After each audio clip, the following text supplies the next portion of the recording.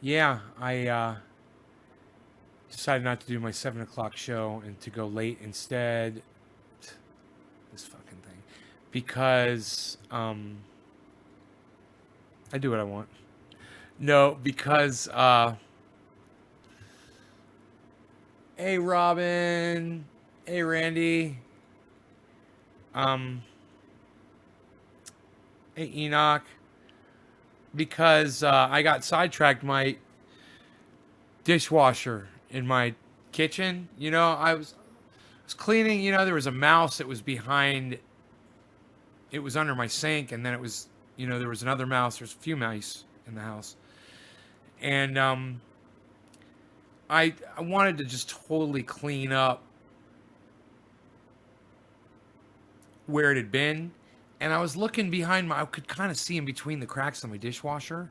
I could see spider webs back there. I was like, man, I wonder if that little fucker got back there.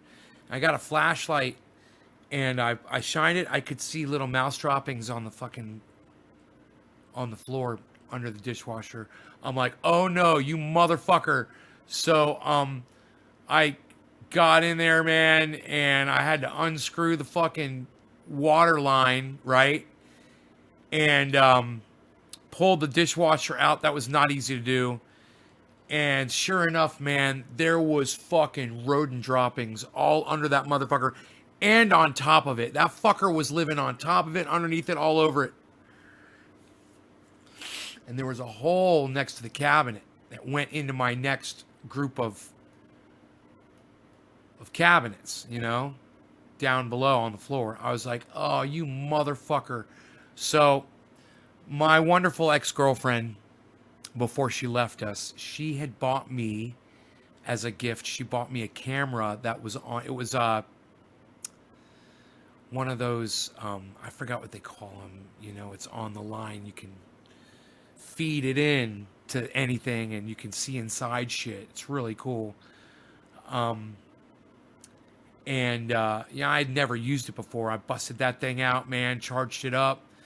And ran it down in there and took a look, and it was totally clear, man. The thing wasn't in there at all. I was like, okay, cool, good. It hadn't gotten that far. So I took some tape and I sealed up the hole, and I cleaned up the floor, man. And this took me a few hours, man. In the process of doing it, I took the dog outside, took him for a walk. I took edge trimmers out there, man. I was fucking trimming branches and playing with the dog. Got all that fucking handled. And thank you, Billy. Yes, it's an endoscope. Endoscope, yes. And came back inside, used the endoscope, had it all charged up. Then I took a broom and I went out here and I started knocking all the spider. I've got so many spider webs in there. I just never clean them because I like spiders. But I was like, no, you guys got to go. And I was really gentle, and they all got to run away, And I just very slowly and deliberately got rid of all their webs, and they all crawled off. And I cut the branches down that were blocking the view of the waterfall. You probably don't notice it, but there were a bunch of mullein plants that had grown up and kind of were obscuring the view of the waterfall. I did that. And I did some order. I ordered some parts for the Roxer. That's fun. I ordered what did I get for it? I got a windshield and some side mirrors, and I'm thinking about getting a front and rear bumper for it. It's got bumpers on it, but they're pretty fucking chintzy, man. They got some badass, really tough ass bumpers, man, where you could push shit with, and I plan on getting into it with that thing. It's not just for. It's gonna get used. Hey Gene, hey Brian, let me say hi to everybody. Robin, Randy, Enoch, Ron Schwartz. And I was going to eat dinner and I never did. I just worked right through dinner. I had pizza. I was just going to heat it up. I had tomatoes. I was going to slice. I had the whole thing planned out. And I fucking just ended up cleaning all that shit, And man, you should have seen what I did. I should have made a fucking video. It was so dirty back there. I got it so clean. I got everything put back. It was all nice, man. I did good. I did a lot of work, man. And, in instead of coming and getting high with you guys at 7 o'clock. And I really wanted to do that, but I was still high from the earlier show. And I like to just kind of get sober in between each show. I like to, you could call it a tolerance break in between each show. I like to have a clear head, for a while. And I think about stuff, where I'm at and where I'm headed. Ron, Chantel, Kat, Aaron, Billy, James McGill, Daniel Padilla, hey, Robin, Billy, Brian Evans, Doc, hey, Doc, Lane, Aaron, Doc, that looks like such a sweet ride. Kathy Hyder, hello, fuck Nay, cold pizza's okay, Lane. So many pretty ladies in the chat. Just gonna throw this out there, ladies. I'm single. I thought about that the other day. I was like, dude, why don't you just tell everybody, man, you're not seeing anybody. You're just fucking single and it sucks. I'm sure my instant messenger is going crazy as we speak. I'll hold my breath.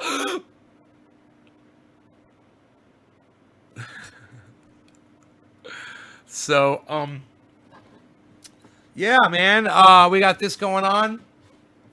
Hey, Dottie, call me. Oh, you're Dottie. Hey, Dottie, you call me Ben. What's up, hon? How are you? Nice to see you. Everyone calls me Nay on the live stream, but people that I know personally, I don't require that. You can call me whatever you want, Dottie. How are you? And I'm so glad that you're here. I hope you got your husband with you. Let me know, and I can address both of you guys. Her husband is all ate up with cannabis, which is, just like me, really cool. They are actually friends with Eddie Lepp. For those of you guys who don't know who Eddie Lepp is, he's kind of a folk hero around here in Lake County, where I live. And it's because years ago, about 7 years ago or so, could have been a little bit more, he had told the county and the federal government to basically go fuck themselves, that he was going to grow as many cannabis plants on his property as he possibly could. And he did. He had, I believe, 700, correct me if I'm wrong, I think he had 750,000 cannabis plants on his property. I believe it was that many. That's the story. It's like a Paul Bunyan story. The number gets bigger every time somebody tells it. You won't call me late for dinner? Oh, thanks, Dottie. Oh, good man, good man. Your husband's a good man. He's helping people evacuate from the fire. Yeah. What are we going to tell about tonight? What we going to tell about tonight? Glenn Michael Swart, ORF says period. ORF, why are you typing periods in my chat? Dottie, all 20 acres were full. Yeah, Dottie knows Eddie Lepp personally. And she probably gets all the stories, from the horse's mouth. Eddie ended up going to prison for that, for I believe it was 5 years, or maybe 10. It was bullshit. And they always were replanted within 24 hours of a DEA raid. Within 24 hours. It's a lot of people working, man. I wonder how many people he had working on that farm. My bad, Lil. Oh, what are we going to talk about? I found you on Jimmy Steph's stream, progressivenewsdaily.net. Progressivenewsdaily.net. I am so glad that you found me and that you came on here and that you said that you found me from Jimmy and Steph's stream. I love them. I love them so much. I got this, and I keep it right here on the desk. They sent me a personal handwritten note. And I got to tell you, I love them. I'm a huge fan of Jimmy Dore and Steph. Steph will be on the show, you guys, coming up soon this month. She said she wants to come with the next couple of weeks or so. We've got Ron Placone will be here this Friday, guys, at noon. Very excited. I hope Progressive News Daily joins us for that show with Ron Placone this Friday. And it's noon on the West Coast, 3 o'clock on the Eastern side. He faced 4 consecutive life sentences. Psst. Fuck them, Dottie. Fuck those motherfuckers, man. I swear to fuck. I just, I just want to,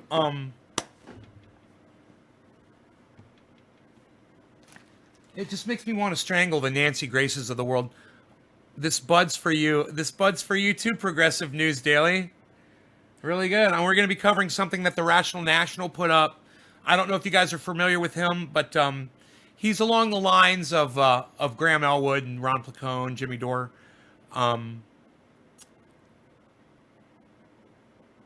You get your news on with it. Get your news on with Ron. You want to know what's going on. Getting your news on today. Me too, son. I'm assuming you're a guy. I have no idea. You don't have an avatar up, so you could be a woman. I don't know. I'm sorry if you are. Or some other sort of gender that I might not know of yet. No law regarding cannabis. Cannabis isn't tis for all. This is cyber style, everybody. Cheers. Smoke along with me with this half-baked ball. We'll get this one done, and I'll pack a fresh one.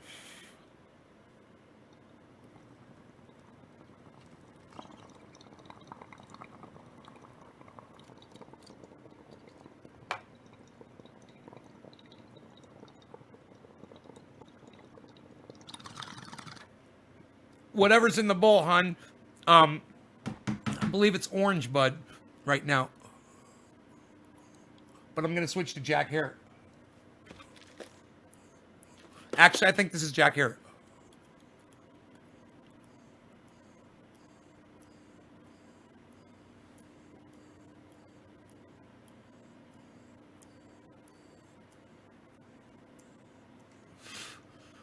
You and Ron should do a duet. Yes, we should.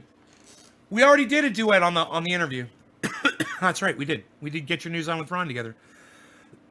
How did you get the name Nay? A friend of mine nicknamed me Banane years ago, and it just fell into Nay to make it easy and short. People just started calling me Nay. Happened a long, long time ago. Just shortly after high school, I got that nickname. I preferred that to Stoner Ben. You know, much, much better.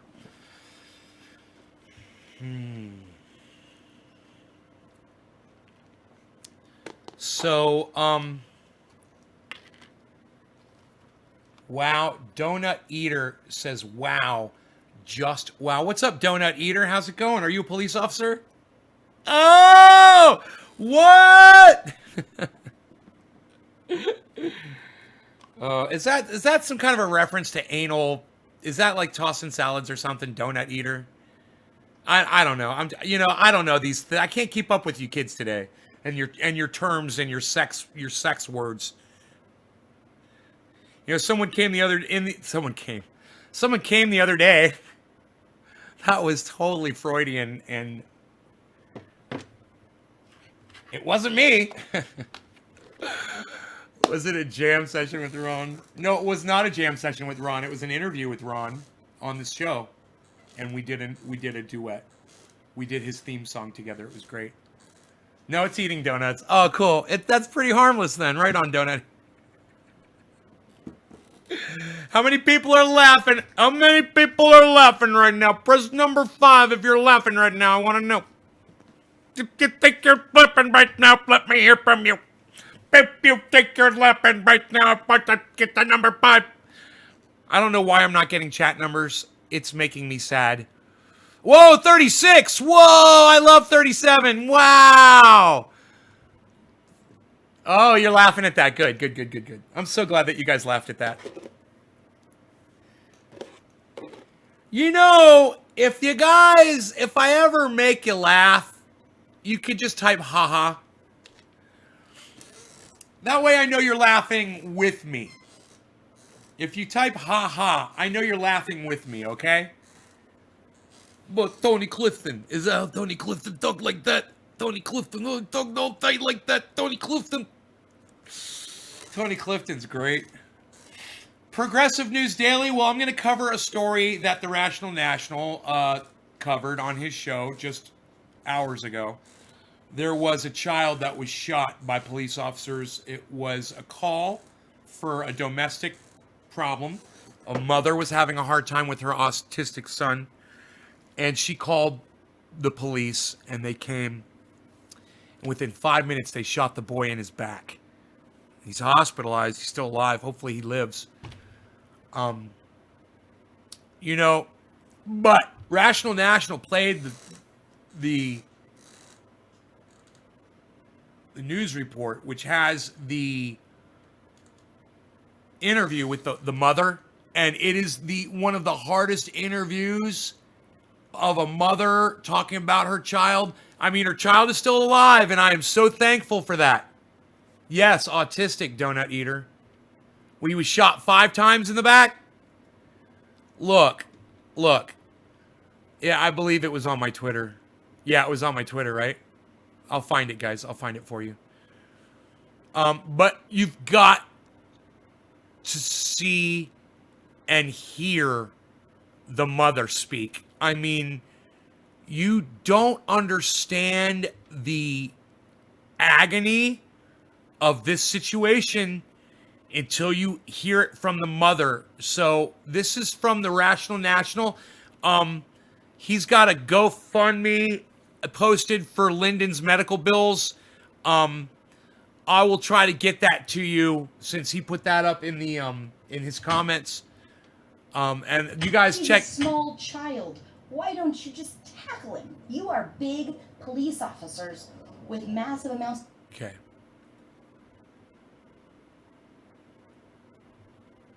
This is the Rational National on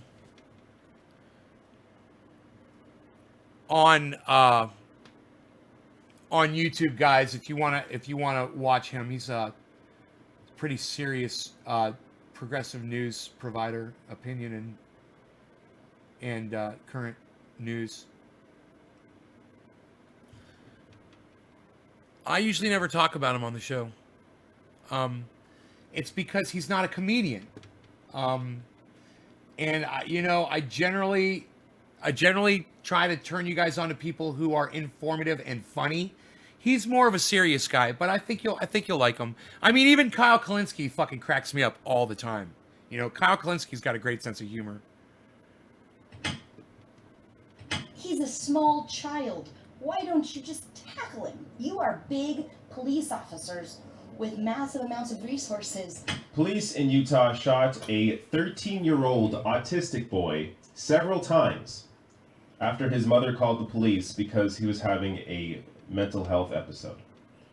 Now, as you're going to see from the video, she called specifically for a mental crisis call. She was expecting whoever arrived. Now look, I've never played Rational National on here. I don't know. He's probably legit as fuck. He's probably partnered. He's probably doing monetization. He could very well be instantly copyrightable as soon as that stuff goes up. And I could be taking a big risk here. So I'm going to flip him over backwards. Just play it safe. And we'll play him a little faster. And then that should avoid the copyright issues. But, not to take away from his thing that he's got going on. Okay, now he's faster and backwards. To de-escalate the situation, but clearly that isn't what happened. So let me show you here the report from KUTV. Friday night in Glendale, Golda Barton called police to help her with her son. It was less than 5 minutes. How could it have escalated in less than 5 minutes? He was running away. Barton says her Dude, I just got to stop it right there. Man. Because they come back to her. And you're going to get more of that. She is completely out of control of her facial expressions. She's completely distraught. She's completely agonized over this. And you guys need to understand, when you see these people out protesting Black Lives Matter, people like Ron Placone and other people on the internet saying defund the police and things like that. And you might not give a fuck because maybe you're a racist piece of shit and maybe you don't like black people. Maybe you don't like Hispanic people. Well, you got a problem with whites too? I don't think you do you? Pay attention. 13-year-old son, Lyndon, was running from police because he was scared. He didn't want to be taken to 13 years old! Lyndon has autism and Asperger's and was extremely upset. Barton called the police and asked for a crisis intervention team. that knows how to deal with people with mental health issues, okay? So you call them, and they're supposed to come out and be able to de-escalate a situation using the most minimal force possible. Telling officers her son needed to be taken to the hospital for treatment. I said, look, he's unarmed, he doesn't have anything, he just gets mad and he starts yelling and screaming. He's a kid, he's trying to get attention, he doesn't know how to regulate. When police arrived, her son ran away. One Salt Lake City police officer fired their weapon. And I hear, get down on the ground, get down on the ground, get down on the ground, down, down, down, down, down, down, down, down. Police said they were responding to a juvenile psych episode and had reports that Lyndon had made threats with a weapon, but haven't yet said if a weapon was recovered at the scene. Barton says he didn't have one. And I thought my son was dead, and they didn't tell me he wasn't dead, and they wouldn't let me go to the hospital for like a long, long time. Lyndon is now awake, but his recovery will be an extremely long one. Barton says she takes solace in the support from the community that needs answers from police. Why didn't they tase him? Why didn't they shoot him with a rubber bullet? He's a small child. Why don't you just tackle him? You are big police officers with massive amounts of resources. Come on, give me a break.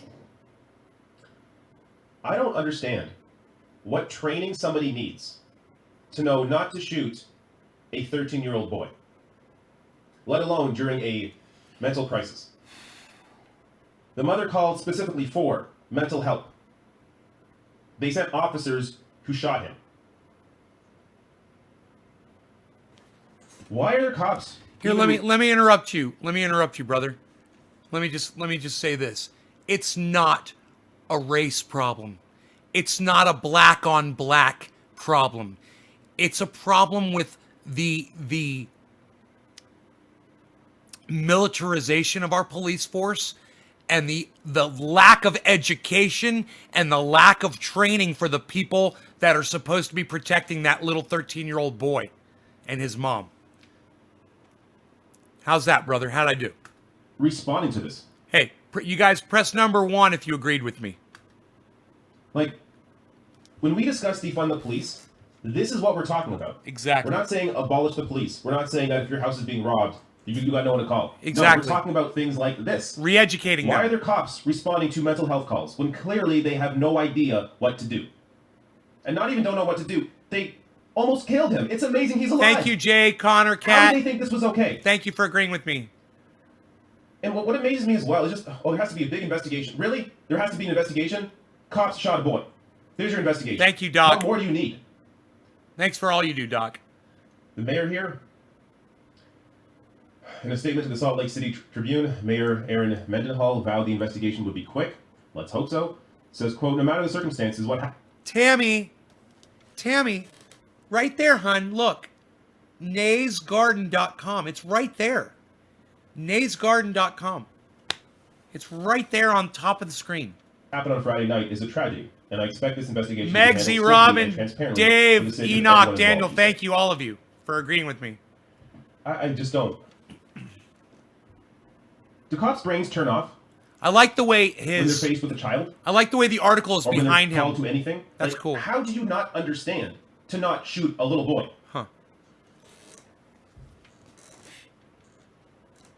There's a GoFundMe for his medical bills because again, there it the is. US has a completely insane healthcare system. There it is. But I'll link to this below the video. It was shared in this Guardian piece, so I know it's a legitimate Legit. link here. Yeah. So I'll share this below the video, as well as all these other links. You can go back and watch. Oh, was this it? Did this happen in Utah? I missed that.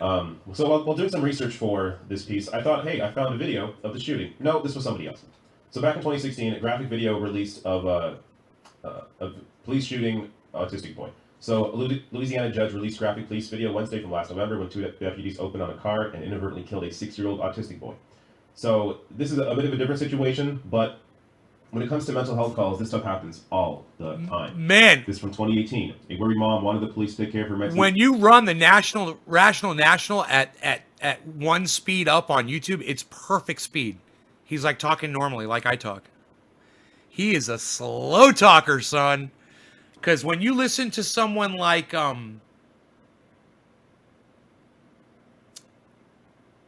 man, like Ben Shapiro in 1 speed, you can't even understand what he's saying. It's like, whoa, you're not even making out words. This guy, he's totally legible. You understand every word he's saying. Legible.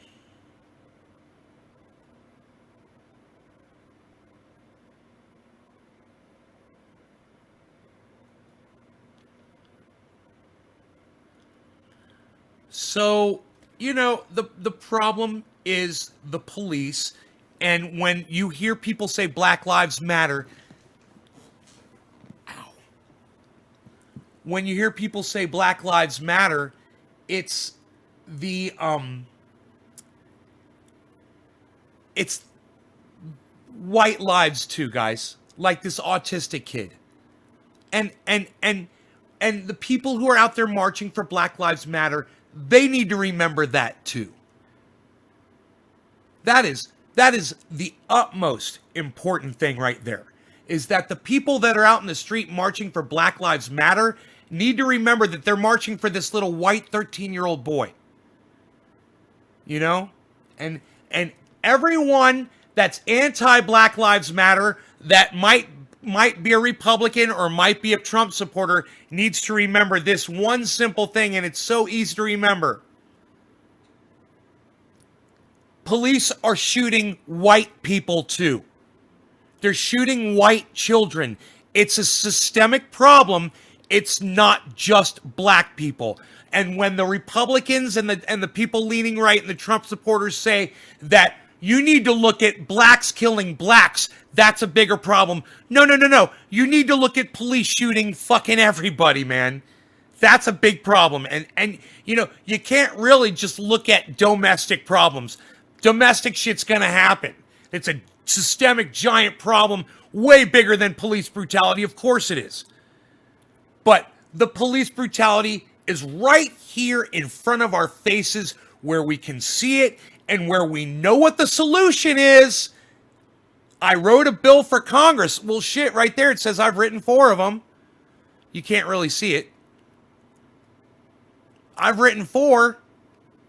And one of them, the first one, I believe, was the bill to end police brutality. It was so simple. It's not restrictive, and every police officer out there should agree with everything that I said.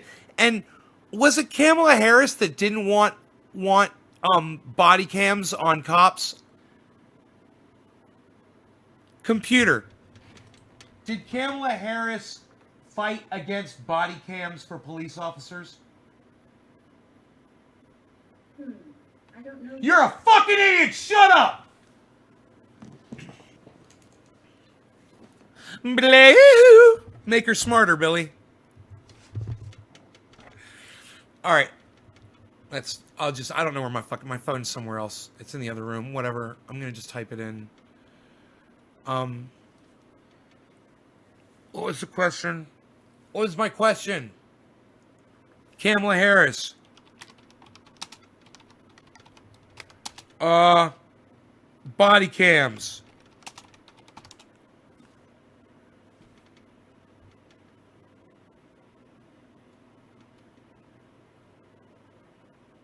PBS.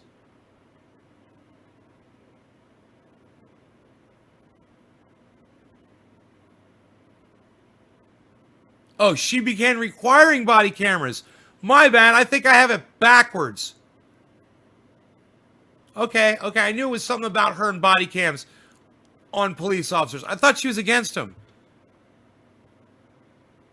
Kamala Harris is for body cams on police officers. I dig that.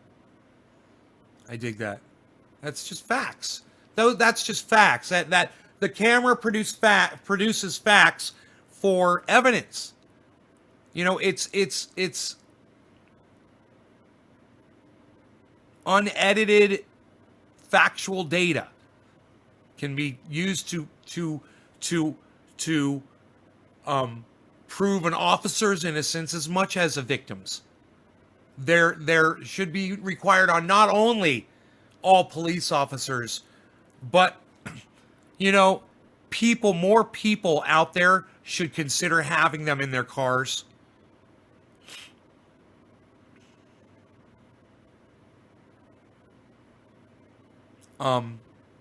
It's a great topic, man. And, we've covered it plenty. He's covering it now. He said he covered it years ago. And I know I covered it back when I wrote the bill. Back in, 2017 when I wrote the bill?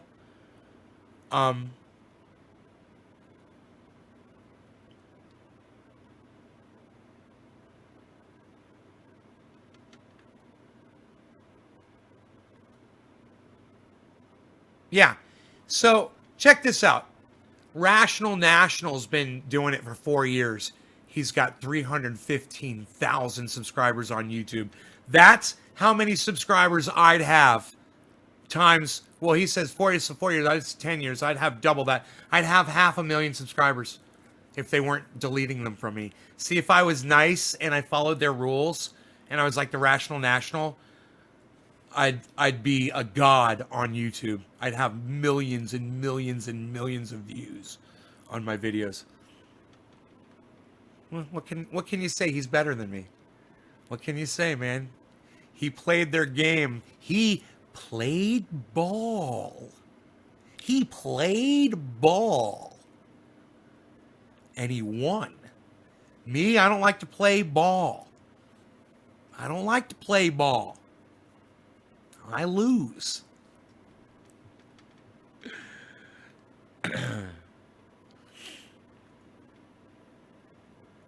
You know, here I am with the freaking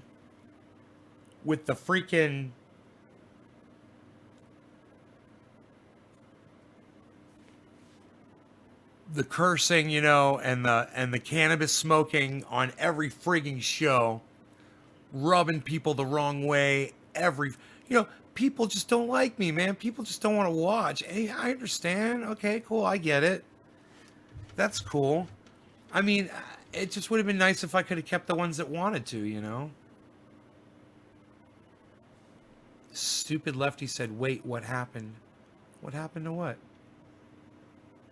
Pigs shoot autistic. Oh, is Stupid Lefty in here? Join my live, duh.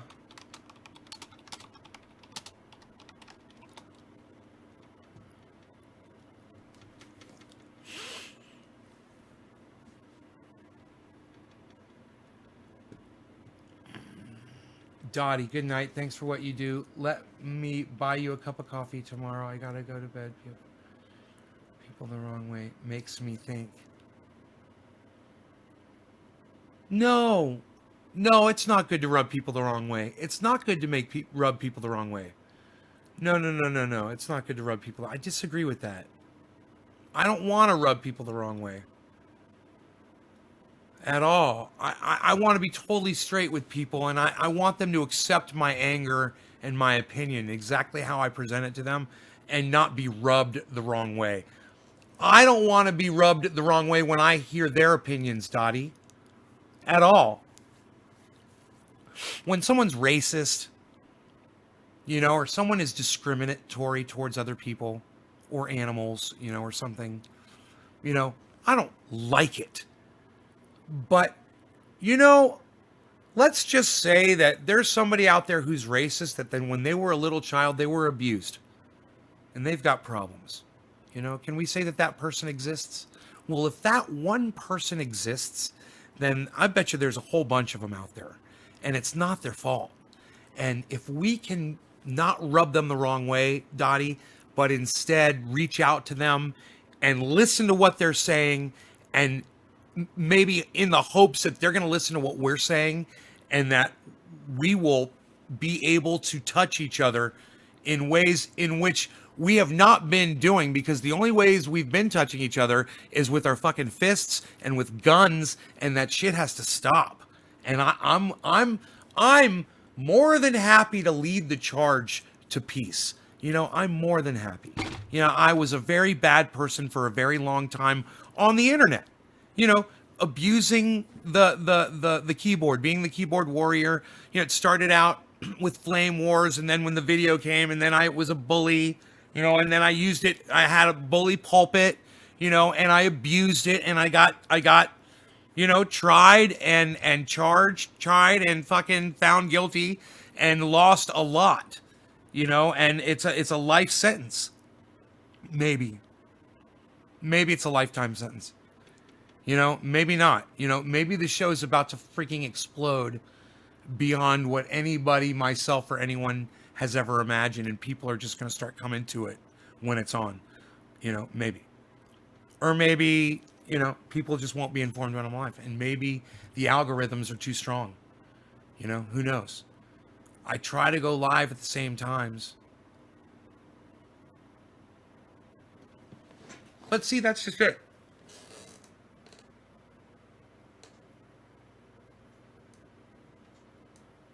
Yeah. See, people want to say, you know, we need to create discourse and have, we need to have,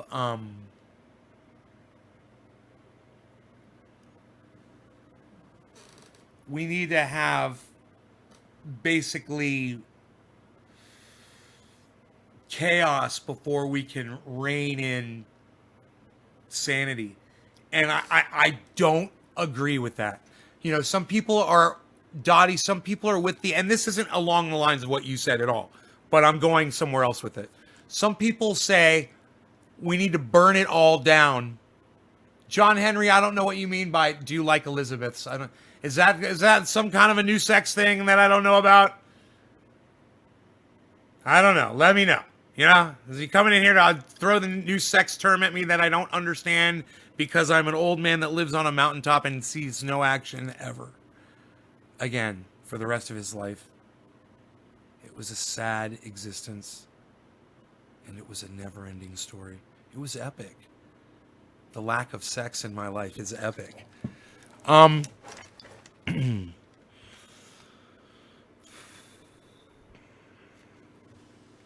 I still capable of sex? I don't know. I don't even know.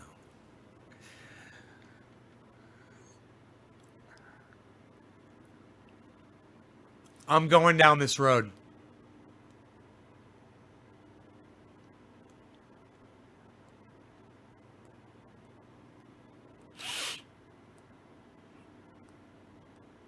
Just a name.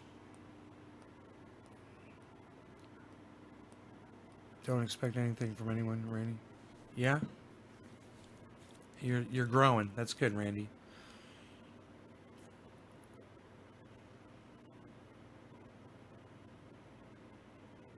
There are people dying,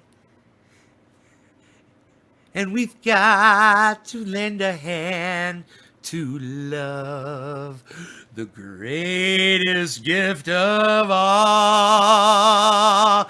We are the world. We are the children. We are the ones who make a brighter day. So let's start giving. There's a choice we're making. We're saving our own lives. It's true, we make a brighter day. Yeah, let's start giving. Ooh, let's start giving. I should do it in the voice of each person that sings in there. And Cyndi Lauper in there somewhere. We are the world.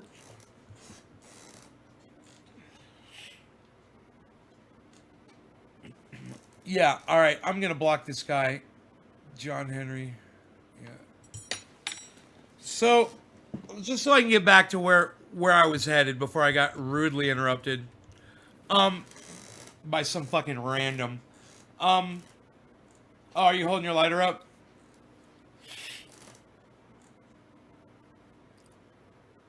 We have an opportunity to, instead of trying so hard to win people over with our ideas, we finally have an opportunity right now to start just getting along. Well, Dottie, what if people are just set in their ways and they don't want to listen to what you have to say? Let me tell you something, Dottie. I don't know really which side you reside politically, but I found to just step away from politics completely is the best thing for everybody. Well, everybody just step away from it. And if you have your political views, fine, you know, and then you go to the voting booth and you do what you got to do. But I really don't think that we are at a point right now where discourse is changing people's votes and changing their opinions.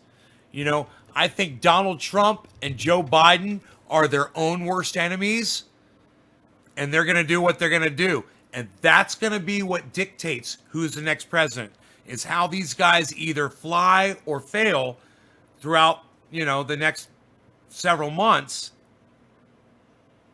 I mean, we don't need to be engaging violently. And let me tell you something. It all starts with trying to rub each other the wrong way. I see it on Twitter. And Dottie, I'm not trying to bring you down at all. Trust me, I'm not. I'm just, I know you said you misspoke, you used the wrong terminology, but I see people doing that with memes, trying to perpetrate. We've got someone here guilty of it. One of my audience members, he had said, dude, I got blocked by Graham Elwood. Graham Elwood he's a movie producer. You would agree with me? Thank you, hon. He's a movie producer. I don't know if you know who Graham Elwood is. He's a stand-up comedian, and he's a podcaster, and he's featured on Jimmy Dore. He tours with Ron Placone, and he does so much for so many people. He's done things for me he's not even aware of, just from the movie Earbuds that he directed and wrote. But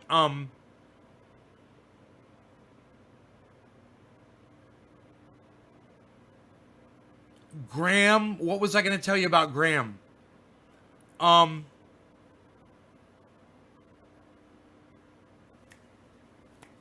don't know. Something about Graham Elwood. He's great. Check him out. He was just on the show. We just had him on. We're going to have Ron Placone on this Friday.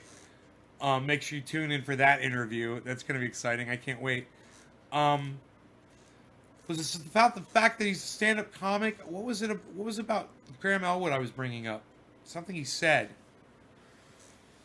Man, I have to go back. I wish I could go back and listen to what I was. Could someone tell me where I was? Was anybody paying attention to what I was saying? Rubbing people the wrong way.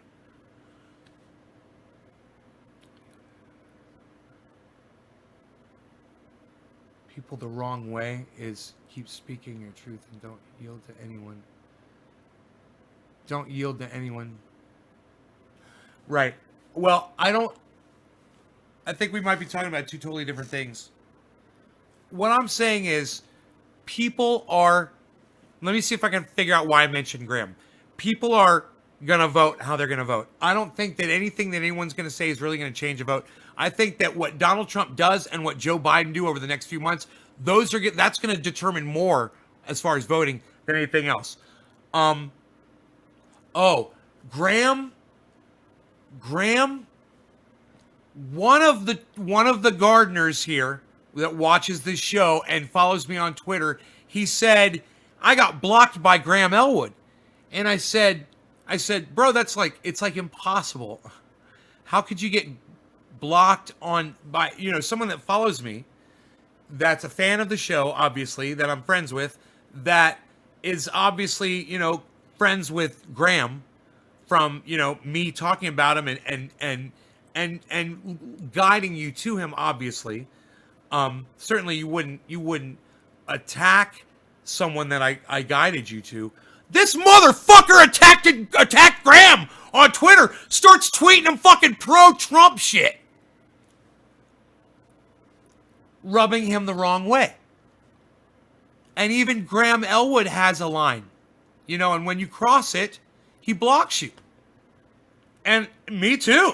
I block plenty of motherfuckers on Twitter. I'll block you on Facebook. I'll block you on Messenger. I block you on fucking Twitter Messenger. I delete all your shit.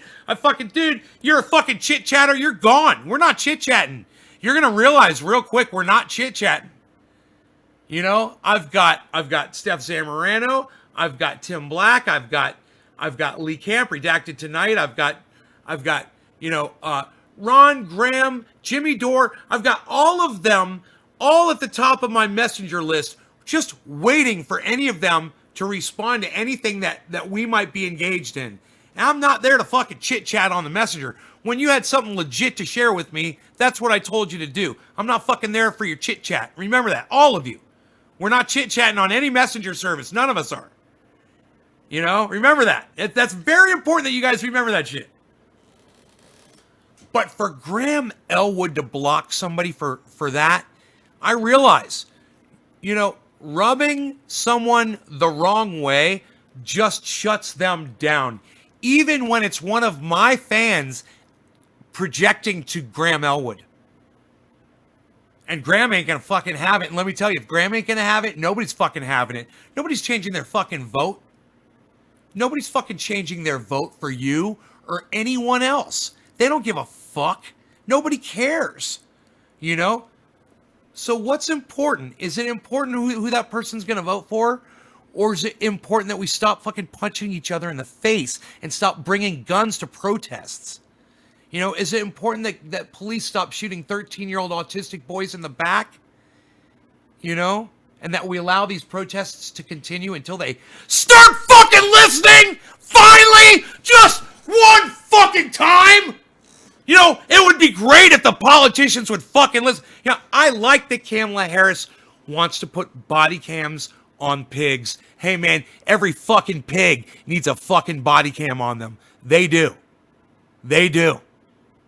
And then how are they going to explain when their little cohort is, beating somebody and they're breaking their own goddamn rules and they don't want to go testify. They don't want to turn them in. They don't want to cross that fucking blue line. Cuntala.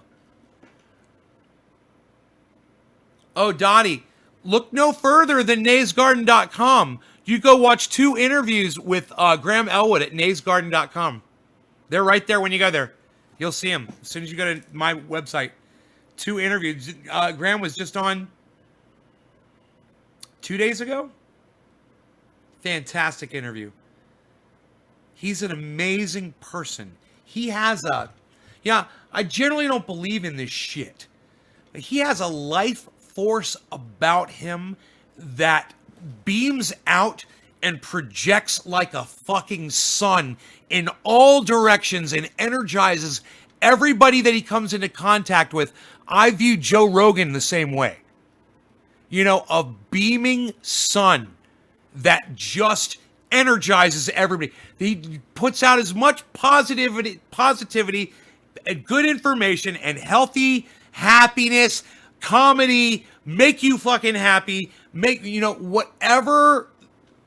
whatever is givable.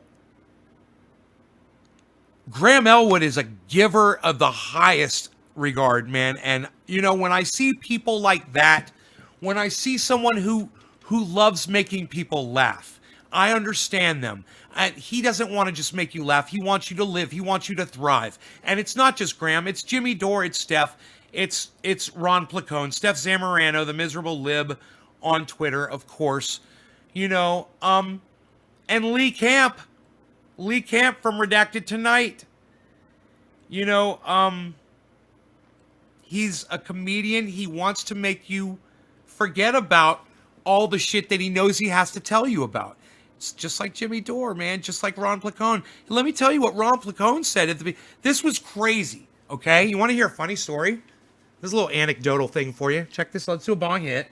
And I've got an anecdote. And just so I don't forget it, it's about me going into Ron Placone's live stream late. And if I forget what I'm telling you after this bong rip, remind me. Say, Ron Placone's show, you went in late. Okay? All right? And then I'll tell you this whole story that I think you guys are going to get a kick out of.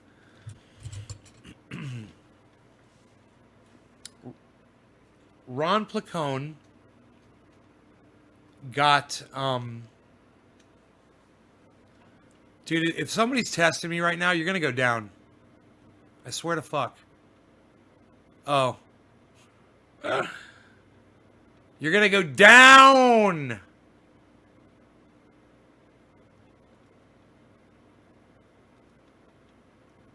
Dude, these are all Russian bots and fake accounts. Oh my God.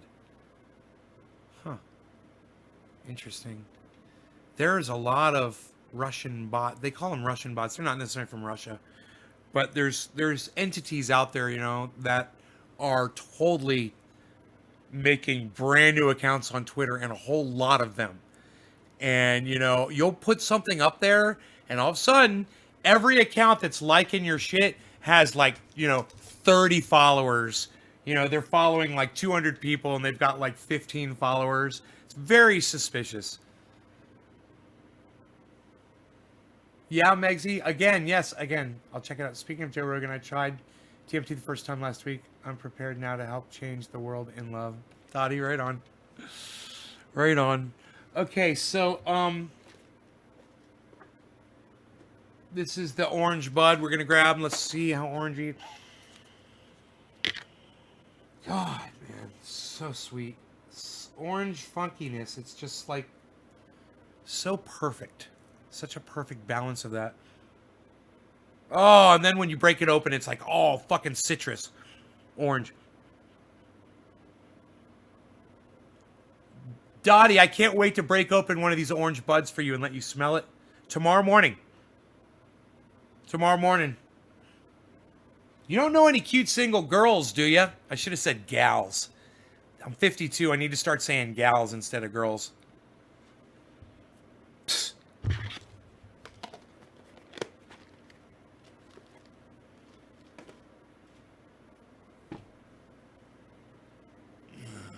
It seems there's a lot at this time.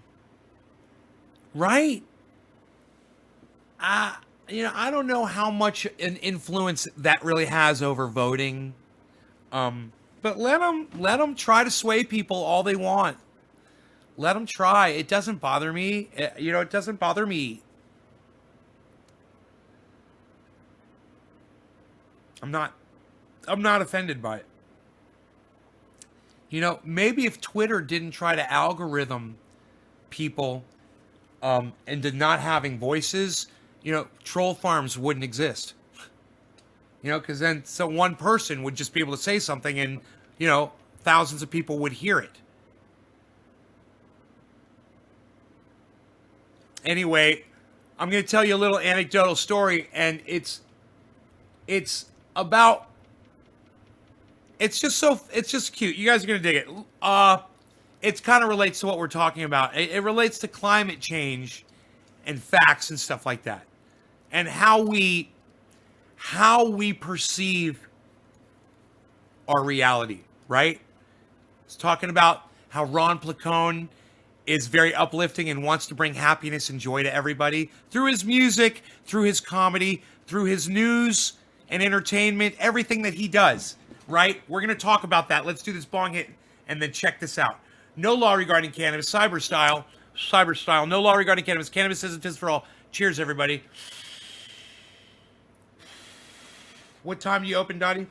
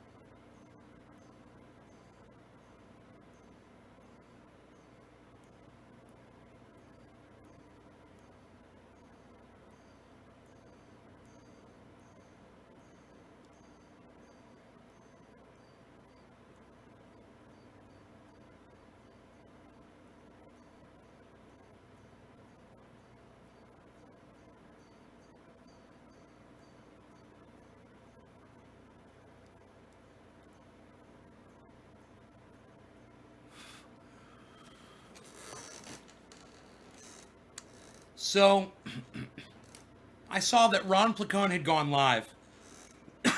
I was out walking the dog.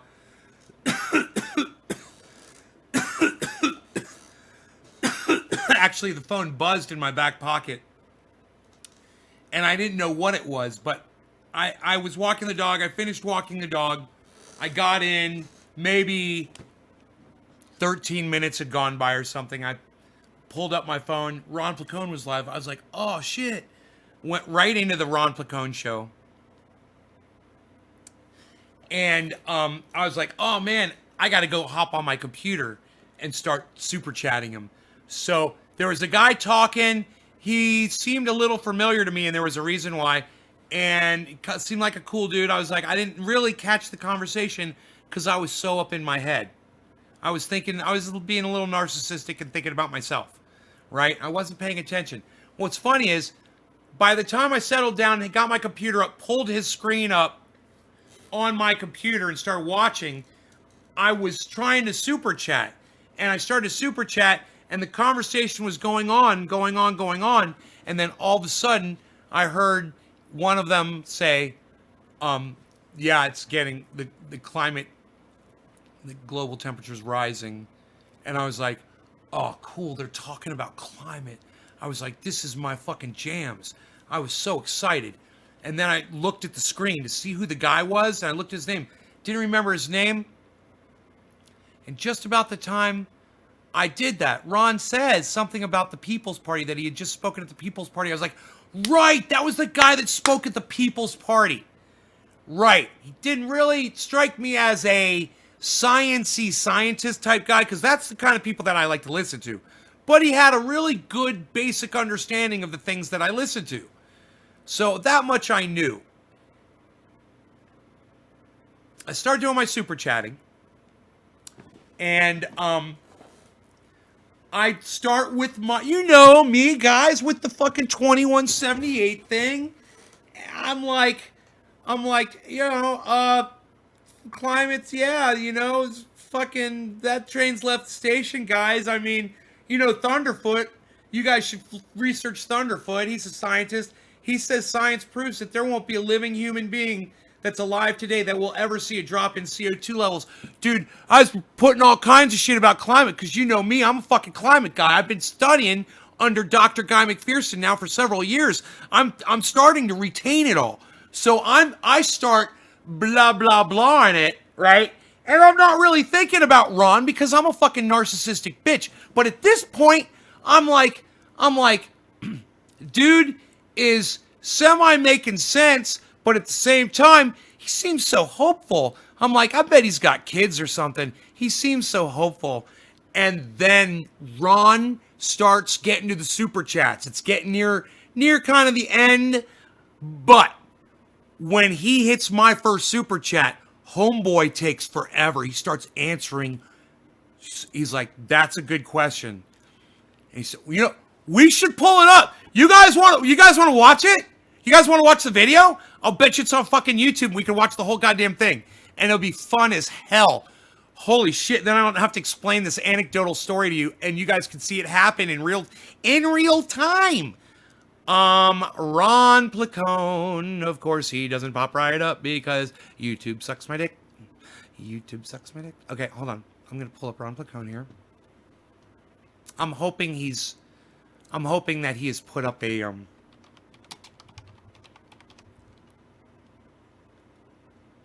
I'm hoping that, wow, people search Ron Placone Nate's Garden. Really? You guys are awesome. Thank you guys on YouTube for searching Ron Placone Nate's Garden. Holy shit.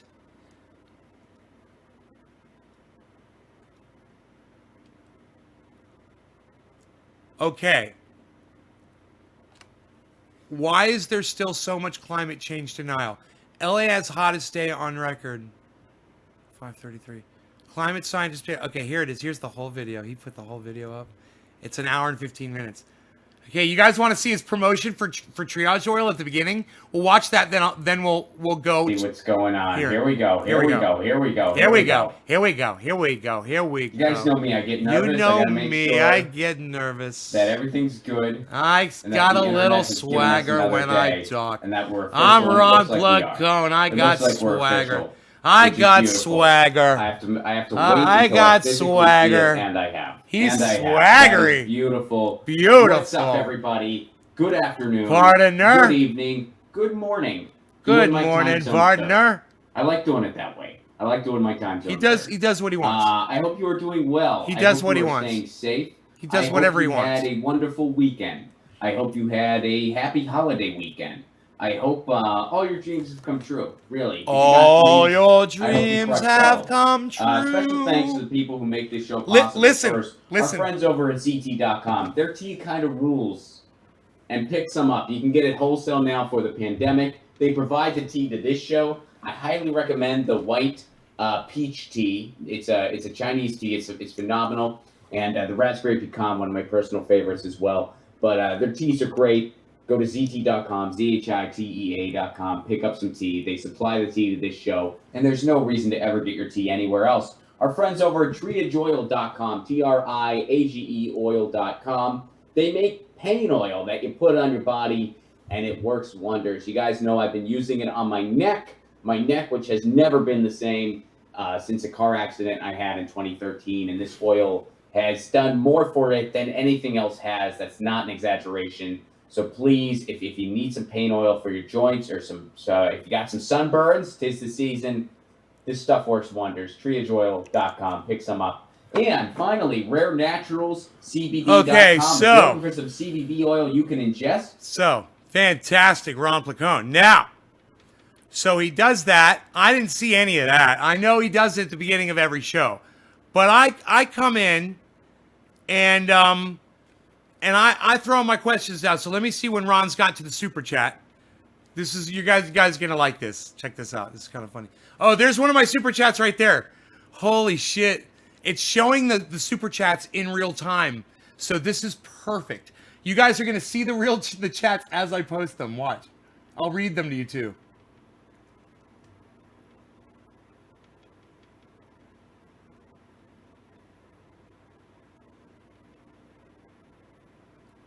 Okay, there's the chats. Okay, and that says that's from them. That's okay. Let's go back.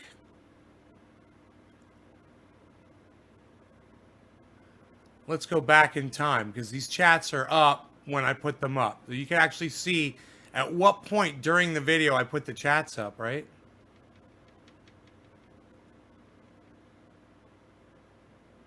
Chat's not changing. Huh. And not having to. I don't know why the chat's not changing. Huh. That's weird. I guess I gotta refresh the page.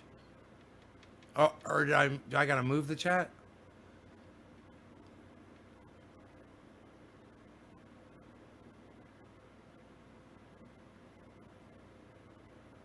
Okay, here it is. Here it is. Thunderfoot says science proves none of us will be alive to ever see a drop in CO2 levels. Check him out. Okay, so I put that up. Kind of pretend or give these vibes that it's, if we seem calm, if we speak, if we kind of give the science and talk about the plots and we don't give any context for what this means.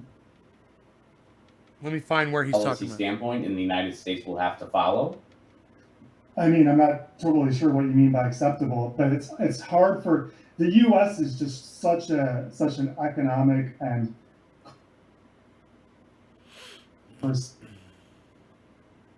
until we have to, abandon coastal cities and we have to abandon. Oh, this is huge swaths near the equator. This is Indonesia. This is the India, conversation that I started right here. South America and Central America, Here, let me go back. And the sense of being just, I think it would be great to feel like our country was kind of back in the game again, and that we could be proud of it. This is it. Hold on.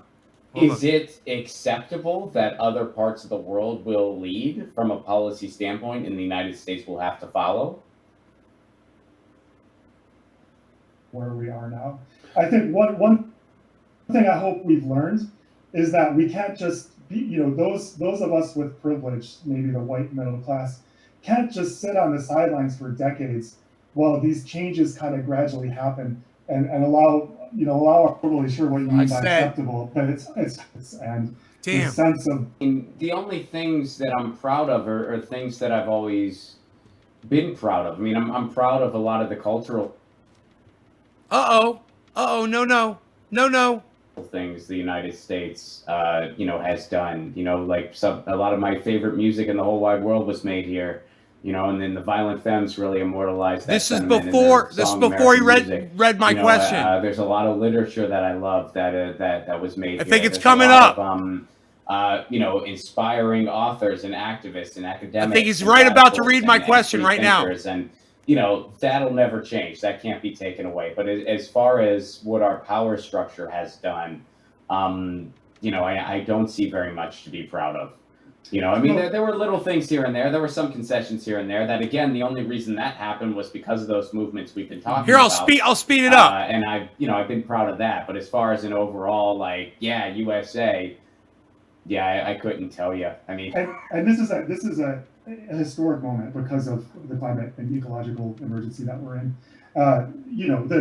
The decisions we make. If you guys are still with me, press 5. Give me a high five if you're still with me.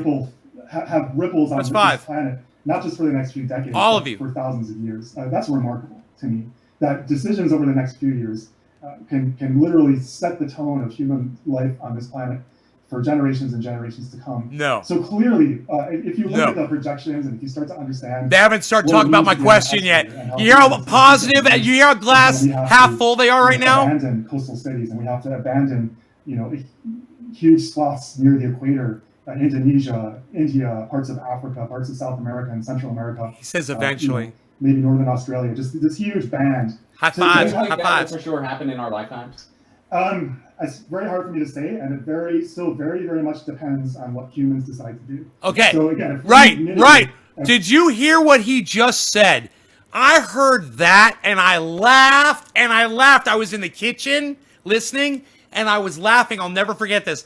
I was laughing and I felt so bad. I said, if he reads my super chat question, it's going to completely change. Wait, guys, just wait. This is going all ending up somewhere. Trust me, man. You guys have got to try to keep up with this. Okay? Watch what happens. And we come off of fossil fuels and we destroy the fossil fuel industry. Like our lives depend on it. We can save so much damage. If we sit on our hands and just procrastinate for another decade, we're going to be well and truly fucked, my friends. And the historical moment that we're in, based on that physics, the physics of infrared photons is going up from the surface of our planet and hitting these little non-linear molecules like CO2 that start to vibrate and then re-emit that radiation back down. So that's how they act like a heat blanket. It's just basic quantum physics. It's going to keep getting worse. That's just the way I can. It's so easy to tweet about this. It's kind of sad, But you just make that prediction that things are going to get worse with 100% confidence. To be adopting Green New Deal and to be kind of focusing our nation's future around this transition and Free around smoke. this transition. No longer regarding cannabis. Cannabis is for all. Cheers. I'm going to try to blow as many smoke rings as I can for y'all. And to actually make this politically feasible, we need a just transition. It's the right thing to do, but it's also just the practical thing to do. It's the thing that'll work. But that's historic. And I want our nation to be on the right side of history. I want all the universities to divest and get on the right side of history. I want climate activists to stop flying in planes because they will eventually once they realize just how. I was rolling my eyes. One of the first things we should probably stop doing is stop with all the flying, just because we don't really need it. Like now we know that with this lockdown, humans lived fine and did their thing fine before we had planes. It's just to me, it's just such a frivolous thing, and it's so symbolic of our lack of will, both at the individual and at the collective level, to really to make changes, right? So, but anyway, we all need every level, individual, city, state, federal, international. I want to see everyone get on the right side of history because that side, what the right side is just so clear now. Well, what about touring performers like me? Because they actually have no air travel. That's here. I laughed at him. Look, but that was is less the key, or that was uncomfortable as fuck. Okay, look, Ron Placone said, "What about touring performers like me?" And the guy didn't take him seriously. He thought he was joking. He was like, "Oh yeah, touring performer, like you're." Yeah, he tours all over the fucking world, bro, and the fact that you didn't know that is insane. Yeah, he's a touring performer. That's why Ron's not laughing at all, because his life has completely changed, man, and it's not good. He needs to be on a stage, man. He's like, it's like if, this is my thing, man, sitting on the podcast thing, doing me, this is it. So I'm always, when COVID hit, I just kept doing my thing. So I'm on my game, right? His thing is going on stages and entertaining people in nightclubs, man, and he's not able to do that right now. And it's like putting a bird in a cage, man. It's like putting a bird that should be outside flying around in a fucking cage, man. You know? That's why he's not laughing at all. And that guy just didn't get it, you know? He wasn't trying to be funny. He was being completely serious. That was really hard for me to watch. This is right when I sat down in front of the TV right here. Or should we start getting better with boats? We should definitely start getting better with boats. We should change how we how we value travel. You know, it should be seen as very precious. If you want to go to Europe, you know, if you get on a boat, you're going to stay there for a few months instead of just a weekend, and that's okay. And I want to see remote technology get into the 21st century. I think this is still what we're doing right now. Video calling is still 20th century technology, basically. You know, how much better can we make this? Can we make it faster? Can we have virtual reality? You know, can we make it so that it's closer to being there in person? I don't know, but the bottom line is, you know, however good we can make alternatives to flying, you know, the reason I think it's so symbolic is because we have to start to realize that this is a big enough emergency, and the damage that we're doing now is irreversible. It's permanent. It's going to be very hard to, or possibly, I think it might be impossible to suck the carbon we've emitted out of the atmosphere and to, you know, revive the coral reefs that are dying. I mean, how are we going to do that? You hear that? There's a quote from you know, I can't remember who said this, but you can't take an iceberg that breaks off and you take a rope and bring it back to the ice sheet. You know, this stuff's irreversible. And when we fly today, and I know this is a contentious thing to say, he's contradicting himself, guys.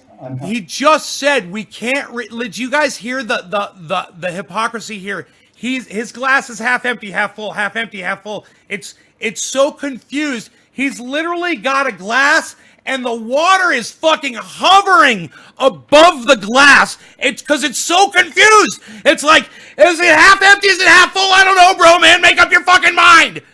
Dude, he's like, we could stop it. We could do it. And then he's like, there's absolutely nothing we can do to stop this. It's fucking, dude, it's over. And then he's remembering something. And look, he's remembering something. And we're going to get to it. And then you guys are going to be like, oh, then you guys are going to be like, oh, fuck, nay, no way. Just wait. It's a huge buildup.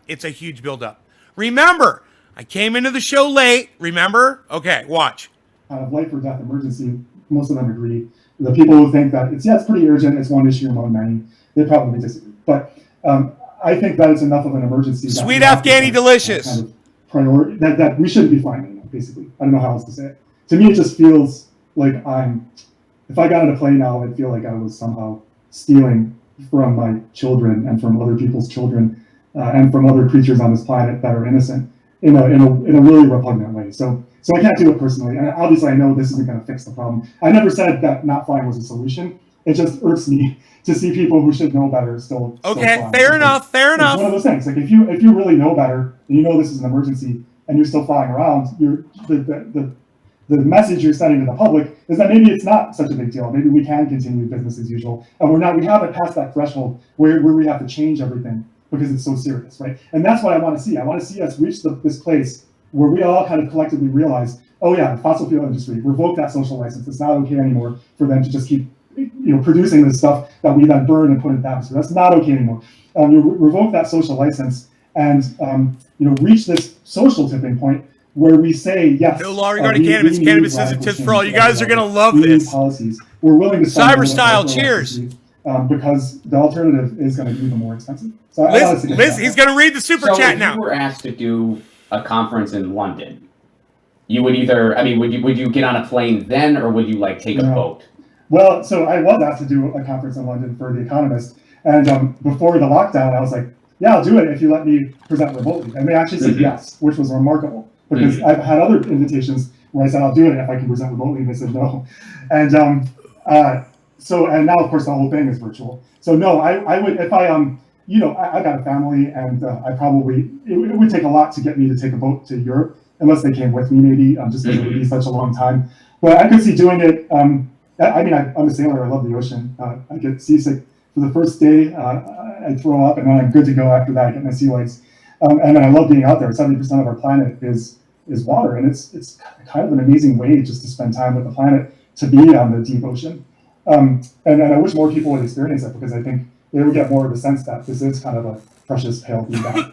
We're in our little air conditioned offices with our grocery stores, and everything's so like tame that you forget that we're on this planet with these systems that that block ultraviolet from us and keep everything the right temperature and provide us with clean air and water. And without that stuff, we would die in like a few minutes, right? So it's easy to forget that. And when you're out on the ocean, you kind of remember, which I think is a wonderful thing.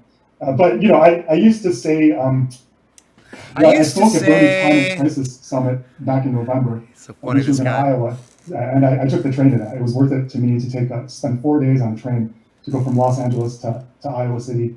And then back again. Ron's gonna rein him in right here. So yeah, I view travel different. Rein him in, Ron. Rein him in, Ron. Watch Ron's technique. Virtually. It was nice. If the People's Convention had been on the Gives East him a Coast, nod. and they wouldn't, and they if it was in person and they wouldn't allow me to present remotely, I probably would have said no to that. Mm-hmm. So it's in a weird way, the lockdown Interjected has kind of put me on more of a level playing field in terms of being able to participate in things like that. Giving him a smile. So boom. Reining him in. Where do you think adaptation falls into all this? Like I know, you were mentioning how occasionally certain things get like mainstream attention more so than others, and one of the pieces that, and I don't know why this got all the mainstream attention it did. I read it. I thought it was an interesting piece. Was the deep adaptation piece, where the gentleman talked about basically how adapting is like the biggest key, while still, altering our behavior completely. Like I think he called for all the same changes. I've adapted, baby. We also have to adapt. I've adapted. We're not going to quote unquote stop climate change. I've adapted. The only option is adapting, and it's not an impossibility if we act. Yeah, well, we have to accept that it's here now. It's not a future thing. We ask anyone in Los Angeles who was outside in that 120-degree heat, right? No kidding. It is here now.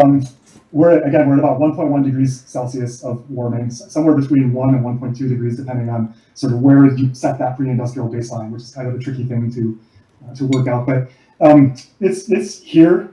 I think we already are adapting. There's been discussions about how we do electricity in California, and should we be living in forested areas that are prone to wildfires? And I keep waiting for real estate in Miami to collapse. I don't really see them adapting a lot down there, but I don't know why anyone will buy real estate there at this point. So I think we're going to start seeing people moving away from the coasts. We're going to start seeing different crops being planted. That's adaptation. And then we're going to see kind of more and more adaptation. We need both. We need all of the above. We don't have time for adaptation. That's what he's doesn't realize. One of the things that frames there's no time. We're not going to be able to adapt. To get through this with any degree of grace and love and humanity. Although now I'm not even sure what that word humanity means anymore. But to get through this with grace, we're going to need to fight for people we don't know. We're going to need to come together. We're going to need empathy. We're going to have to stop with this nonsense of like, I just care about me, right? And I don't care about anyone else, which is, this kind of, I think American individualism has kind of gotten. Look, let me help. Direction. Let me help. Yeah, we need to, but we won't. Go on. In an unfortunate way. But what concerns me is that we could very well head in the opposite direction as resources become more scarce, as people start to try to move toward the poles because it's just too damn hot. Make me a splash of hot chocolate. The water systems are failing. Just a splash of hot chocolate. They're going to start moving toward the poles, which means, the United States will start getting more and more migrants coming up through the southern border. Canada is going to start to see more people starting to come up. Similar thing in Europe, in Asia. And, I think that could very well lead to more people saying, getting afraid, saying we don't have enough, we can't share, and we want to put up more walls, we want more military. And it could get real ugly. I don't know how to fight against that. But I think this is just a weird, frightening place for humanity to be at right now. And, I desperately hope that we can find our better selves and, be courageous, not roll ourselves into little frightened balls that buy up guns and just it just could get so bad. And I'd love to I got 2 kids and I don't want them to ever get shot at. I don't want them to ever have to shoot at anyone. Rein him in, Ron. Food. And I want that for everyone on this planet, even people in other nations. And Rein him in, Ron. I'm seeing authoritarianism rise throughout the world, and I haven't read a lot of studies that he's necessarily rambling. connect that to global heating, but it feels to me, my instinct is that there is a connection there, and there are a lot of studies that show just when cities have heat waves, violent crime goes up. People go insane when things get too hot. Adaptation, and now we're talking about crime goes up in that heat increase waves. violent tendencies, and But this guy's all over the place. This might be the most important moment that our species has ever confronted. It could well be. Because, no, it's not the most important moment we- we've ever confronted. We just have to. dead. We've We're been taking this already planet for dead. granted. This culture, It's this fucking crazy. colonial extractivist You culture. know, which has right been now the dominant for glass last is half full, guys. The 200 glass years. is, just so you know, has been the taking water, natural so the water resources for knows it's granted, half full. thinking like we can just take what we want and kill other species and use them for our purposes and extract labor from people that don't look like us. And to me it's insanity, and it hurts so much to see this. And it's like, how do we wake up out of this? I'm not sure. I mean, I think it's like a spiritual awakening, really, that has to happen. And it's a pretty heavy lift. Yeah, indeed. Where can people go to learn more about you? So I tweet at Climate Human. I have a website, peterkelmus.net.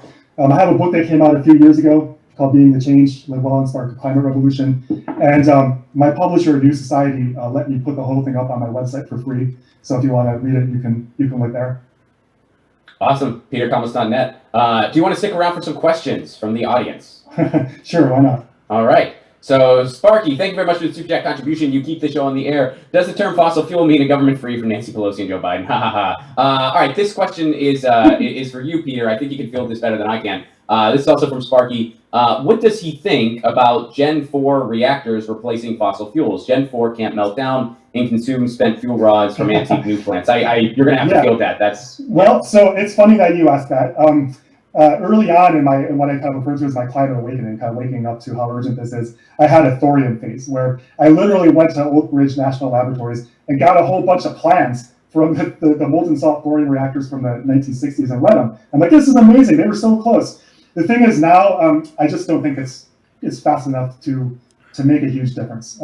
I don't oppose it, and I think it's foolish to shut down nuclear plants that are still well within their Okay, here we go. He's gonna hit my question now. Now, but, permitting nuclear plants now, and the watch the whole mood of this podcast change suddenly. Watch the way society. It's just hard to get them through now. I think it's much easier to get the same amount of kilowatt or megawatt or gigawatt generation through renewable than it is through nuclear now. So I'm not opposed to it, but I just don't. I think it's a little bit of a barking up the wrong tree, because we need something like in the next few years, not just in the next few decades. All right. Nay, thank you very much for the very, very generous Super Chat contribution. Thank you so much. Please share this video on all of social media. Sparky, a Ventura McKinney ticket. What do y'all think? Ventura McKinney ticket. What do y'all think? Nay, what's up? Thunderfoot says science proves none of us will be alive to ever see a drop in CO2 levels. Check him out. I hope that's not the case. Is that the case, Peter? That's likely the case, because unless we do figure out a way to suck the CO2 out of the atmosphere that we've already emitted, it stays up there for decades. So it's like it's going up. Then it'll be this even if we reduce as quickly as we can, it's like this sine wave, and it will gradually start to come down. But I think that the period, I suppose it's possible for somebody who's just being born now, they might start to see I need Thunderfoot to see this. Start to go down. But I don't expect to see that. I expect to see global emissions go to zero in my lifetime. But just the atmospheric load, the accumulated CO2 in the atmosphere, I would be surprised if I saw that go down in my lifetime. I think all of us are going to see global emissions go to zero in our lifetimes. I think all of us are going to see that, if you know what I mean. unless we have like a massive scaled up CO2 capture, which the problem with that is it's super expensive. Hey, basically. Dave. So we've run our entire economy for a couple hundred years on this almost free stuff that we took out of the ground and burned. Mm-hmm. And to run that backwards basically means we have to pay for everything in reverse. Like all of those economic benefits, we kind of have to pay that back. It's like we took out this loan from the planet, and we effectively have to pay it back by kind of running those thermodynamic processes in reverse. So you could do it, but you would take infrastructure maybe on the order of 10 times, what we have right now for extracting the fossil fuels. And that's a pretty heavy thing to burden our kids with, because they're going to be the young people today, 10 years from now and 15 years when they get in power, think of the climate supercharged hurricanes they're going to be dealing with, or the heat waves they're going to be dealing with, the wildfires, the migrations, all of this stuff that we're I have starting his to see name now, covered. I'm sorry. and the economic costs that go with it. The percentage of GDP, and I think one of the things we need to do is get away from GDP and get away from a growth addicted economy, by the way. Mm-hmm. But the fraction of their economy that they're going to have to devote just to surviving Remember, with the question all of was, this crazy stuff that they're are any of us going to be and then around to see a add this drop in huge CO2 additional levels? burden That was the to pay for question. pulling carbon back from the air. It just seems unlikely to me that will ever be economically feasible. There we go. So he reined himself so in. yeah, I don't think it's likely that you or I will see atmospheric CO2 fractions reduce in our lifetimes. Mm-hmm. Mm-hmm. Sparky, when Dad was 12 in 1939, his job was loading 16 tons of coal. I could never convince him there was clean coal. He had to scrub every day. Nay, here's another question. Thank you very much for all your Super Chat contributions, y'all. You really think we have time? California just reached the most acres burned in a season ever before the 2 hottest months still to come. The trains left the station. Plant a garden. Yeah, well, I mean, we just surpassed 2 million acres burned, and it's early September, and we still have 3 months of fire season left, since now fire season goes until December, and we already surpassed 2018, which was the previous record for acres burned. I think unfortunately for a lot of these ecosystems, the train probably has left the station. That's what I was thinking this morning. Is a lot of it's getting pretty depressing, isn't it? We take for granted as forested areas. Wait till you guys get the cherry on top, man. Just wait around. It's worth it. Stay up, man. Stay up and wait. It's worth it. In Southern California and the San Gabriel Mountains. Because right now, I'm like this. But as far as I'm so proud of myself for coming up with good questions, this right? planet is still, despite all this craziness, it's still an amazing place. I mean, if you compare it to Mars or Venus or any of the exoplanets that we see, this is still the only place we know that has life in the universe, and it still has clean air. Did you tell Elon Musk this? Does he know? It's just so weird to me how Obviously not. I think there's a lot of people out there who genuinely think they can escape to Mars, which it's another one of those things that makes my head explode. It's so far from the kind of land of practicality that it's probably its own kind of denial, and you can't reason with this. But yeah, it's still far easier. Look, if we can't deal with climate, with global heating on this planet, where we have every advantage, I mean, how do you possibly think you could terraform another planet? It's just absurd. Yeah, if we come through this and we figure out how to live well on this planet, then talk to me about living on some other planet, because it's a million times harder. If we come through. The thing is, what we have to understand is it's important, as frightening as this is, not to descend into doom and despair. He's still answering my question. It's not like a switch that you flick. You really think we have time? It's not a switch like that. It's this continuum where things get worse the more we emit. So we have to, the more we minimize, the better off we'll be. It's a continuum of suffering. So let's just try to ease away from the "we're fucked" level of the thermometer. Yes, let's please. try to. We're never going to be completely away from the "we're fucked" I almost level. wrong Placone. We're going to be better off. Yeah, so no matter how bad it gets, I urge everyone to keep fighting. I think we need 1 billion climate activists. I want to see people on the street. I don't want to see little polite marches. I want to see, people, yelling outside of politicians' homes and banging down the doors of their offices and holding them to account and taking direct action and getting involved with Extinction Rebellion, and Sunrise Movement. I don't want polite activism anymore. I want 1 billion really angry, really fearless climate activists out there making a difference, no matter how bad it gets. So we got a few more questions. Some of them I have no clue how to answer. Nays, first of all, thank you very much. $50 for Lucy. If you please keep sharing large groups on Facebook. Thank you. That will get Lucy a lot of cat treats, and I appreciate it very much. Nay, you also say thumbs up for new strings on Ron's guitar. That's a fair criticism. It is time for me to switch the strings out. Thank you very much. I owe ya. Nay, you also recommend interviewing Dr. Guy McPherson. Is that the guy who says we have 5 years left? Is that who that is? Yeah, so he's the near-term human extinction guy. My third question, That's guys. what I thought. Here we go. Yeah, Third question. this is a weird quibble. So I don't personally believe that. I kind of think humans are sort of like cockroaches, and it's, we might have to abandon the coasts and. There we go. There it is, right there. See, so this is what's going to tie it all in right here. He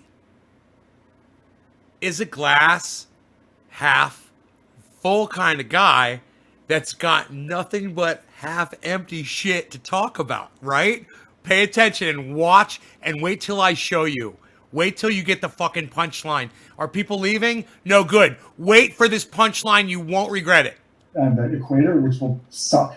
That's not a. We're gonna smoke a bong hit. But there's parts of you the know planet, what? I think, that A will bong remain hit with some habitable oil on for- top for the for punchline. a long time, and I think we will adapt and move to those places. I gotta clear There this might out. not be Cheers. a billion of us Top of the anymore. hour. We might not have a really snazzy global civilization that has, some pretends at least True to black. have justice. It could be samurai warriors and warlords again. I don't know, and serfs and fiefdoms. Mad Max. So I don't know what's going to happen, but it's very hard for me to think that all of humanity will go extinct, especially in Half 5 full. or 10 or whatever, however many Half years full. in the near future. The reason I don't really enjoy having this discussion is because I really think that we should set the bar a little higher than not going extinct. How Sure, funny is that? that's Let's fair. set the bar. But yeah, I Let's don't set the bar see higher. any- Hey, let's set the bar Any higher. persuasive scientific Let's or set the other bar evidence higher. that we will go extinct. But Hey, everyone listen to Peter here. Okay, look. We're just going to set the bar higher. Okay? We're setting the bar higher. Look at the expression on Peter's face. We're setting the bar higher because we're just not going to go extinct. So instead of extinction being the bar, a few of us kicking sand around on a fucking flaming planet that's about to go completely extinct with no resources or technology left for them to ever get off of the fucking planet, right? He thinks that somehow when all the technology goes away, all of the CO2 is going to just melt away. That's what he thinks. The CO2 is going to melt away and people will thrive on an Eden-esque type. Look at Ron Placone's face. Look at Ron. He's like, this is what you offer me, really? Just wait, guys. We're not there yet. Just wait. but I don't like being the guy arguing that.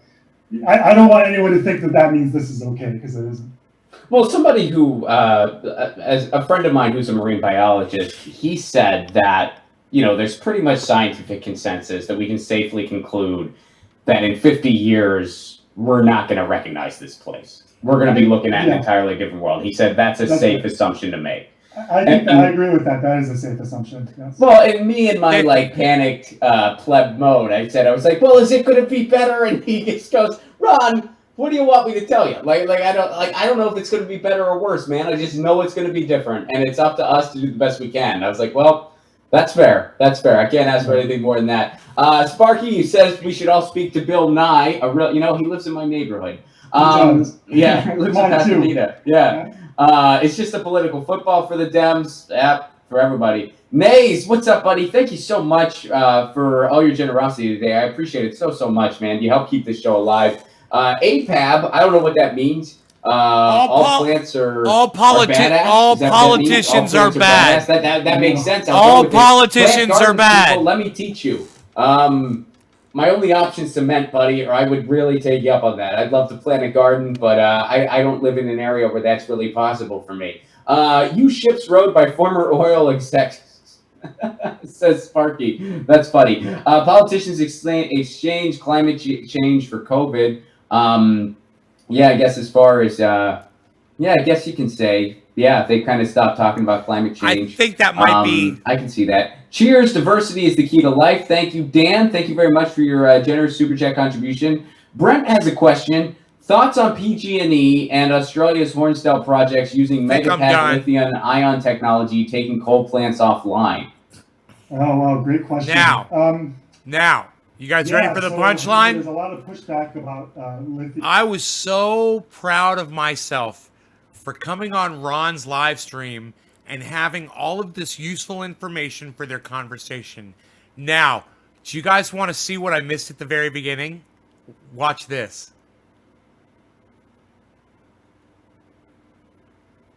My neck, which has never been the same since a car accident I had in 2013, and this oil has done more for it than anything else has. That's not an exaggeration. So please, if you need some pain oil for your joints or if you got some sunburns, 'tis the season. This stuff works wonders. Triageoil.com. Pick some up. And finally, RareNaturalsCBD.com. If you're looking for some CBD oil you can ingest, you can put it under your tongue. You can put it in your drink. It's great after an intense workout to relax yourself. It's great if you're just feeling stressed out, you want to mellow out a little bit. For some folks, it helps you sleep. For me, I like it best if I kind of feel a headache coming on. It really helps a lot with that. Or if I just feel really tense, I'm tense. The world around me is going to shit. This helps out. So RareNaturalsCBD.com. That's with an S, RareNaturalsCBD.com. Best part is, use the promo code Lucy at checkout and get 30% off your order. Boom! Promo code Lucy, Lucy at checkout. Get 30% off your order. Again, that's RareNaturalsCBD.com. All right, without further ado, so, guys, as you know, over the weekend we had the hottest day ever, literally ever, on record. Here it comes. In Los Angeles, where I live. It was I'm going to pack a big fat freaking bowl. Baby.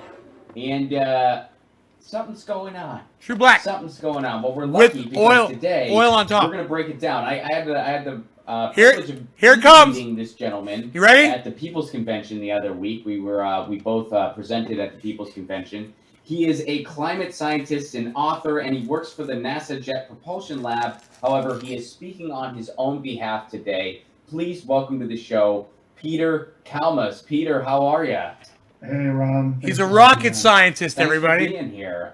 So here's the headline here, just so folks know, this is literal. Los Angeles hits 121 degrees, or $120 as I put it. I underestimated it slightly. The county's hottest day ever on record, because something's happening with the climate. Peter, you are a climate scientist. Here it is. The first question I really want to ask anybody in your profession is just, please tell me we're going to be okay. Now, I am so sorry, Ron. I didn't know that you wanted someone to come on the show and tell you it was going to be okay, bro. I missed the beginning of the podcast. I felt so shitty. Because you know what I did as soon as the podcast was over. I had to go see the beginning because he always pimps out the triage oil. So I watched it, and I got to this point, and a little part of me died inside. It fucking died. If you guys are laughing right now, high five. High five. High five. High five. If you're laughing, if you guys are laughing right now, high five. High five. Look, Frankie's giving me a high five. Thank you, Frankie. Frankie McDowell, my own TV station. Skinny Nova Scotia. Be prepared. High five, Randy. Thank you, Randy. Thank you. High five. Give me a high five. High five. Who else is gonna give me a high five? High fives? Who give me the high five? Give me a five. Just Jay. Jay, give me a five. Give me a five. 5 into 15, 5. 5 into 15, 55, 5 into 15, 5.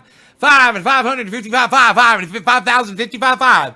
5 into 15, 5, 5, 555, 5, and 15,000, 5, 1,555 million, 15, 5. 5, come on, folks, give me them fives. How many more fives can I get? Let's just see. We got Randy Church, we got Just Jay. We got Just Jay, give me a high five. We got Doc Holland with the ha-ha. We got Megzy Williams on the 5. We got Shelly Halliday Swift with the 5. We got Shelly Halliday Swift with the 5. We got Shelly Halliday Swift with the 5th, 5-0. 5-0, Hawaii 5-0.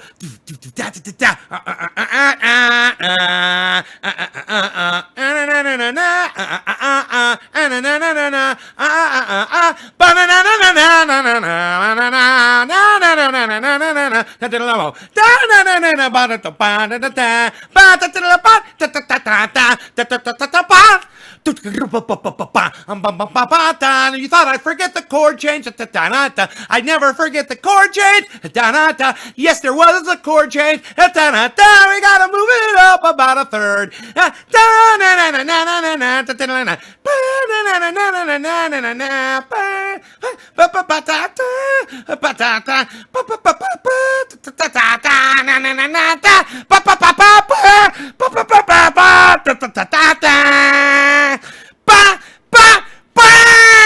I've never seen that before, though, right?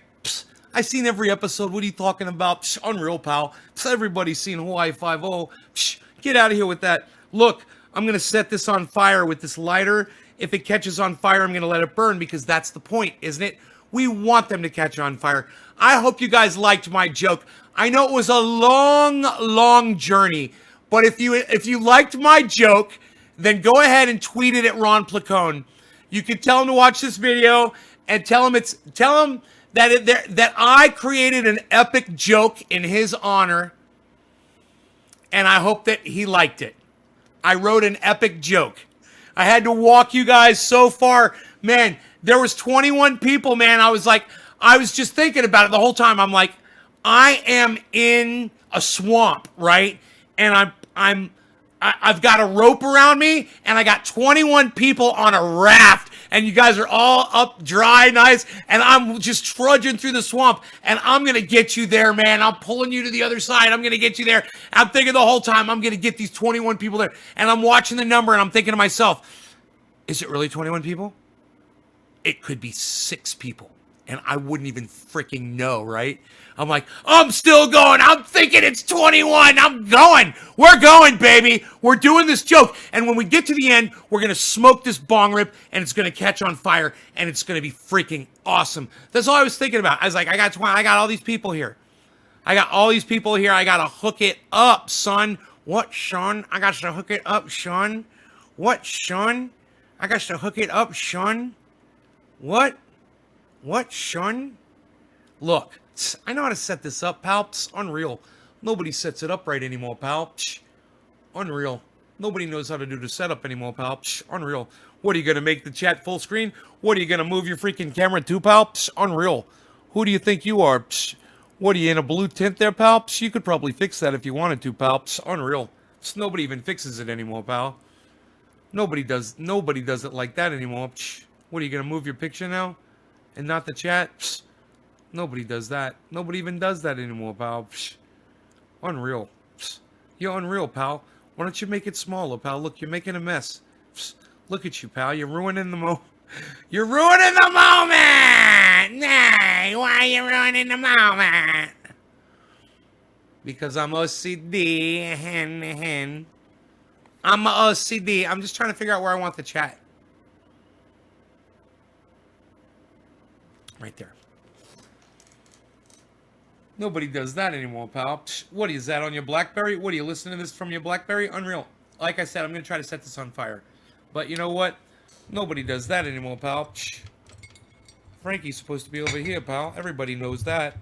Everybody does. Unreal. What, are you going to knock the bowl over, pal? Nobody even does that anymore, pal. Not even on my worst day, pal. Unreal. It's unreal, pal. What do you think this is, a podcast? Unreal. Cyberstyle, no longer regarding cannabis. Cannabis isn't just for all. Cheers, everybody. This should be massive.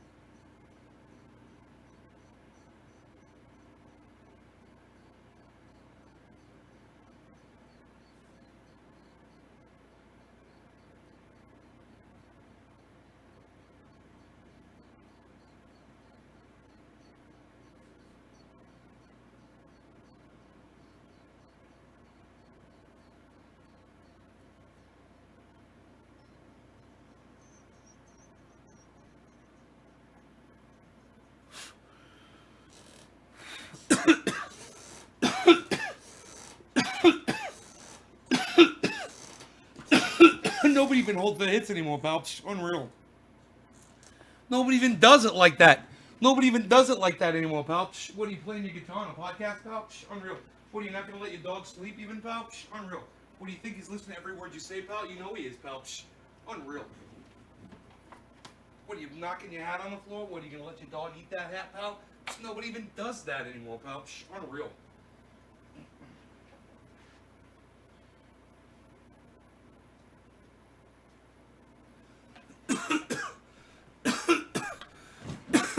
Chakas, Magaski, Magrado, Maggie.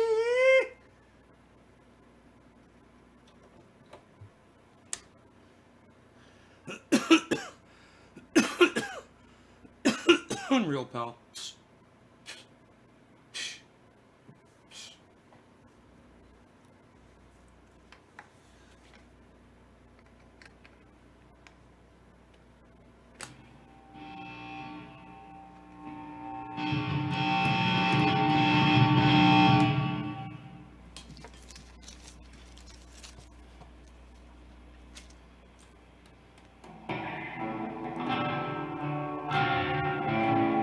Had a crazy sound going, huh?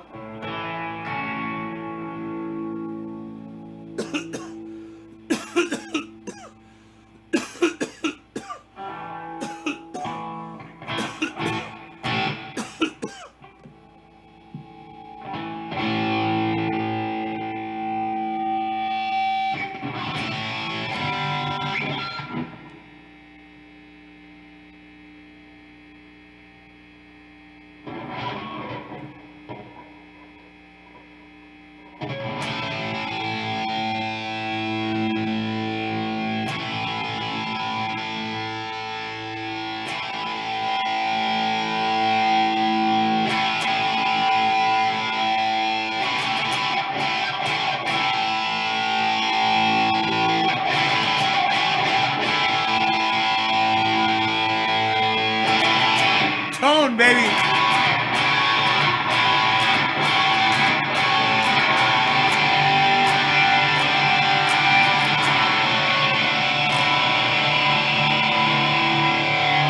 I should stand up.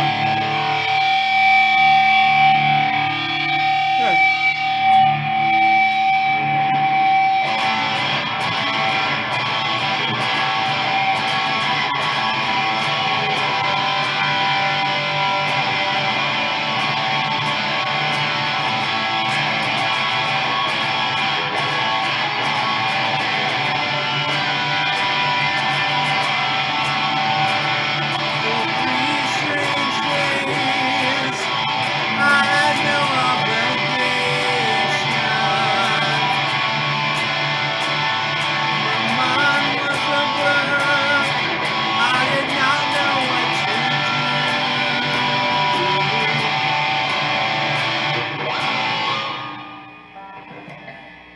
Crazy fucking crazy sound.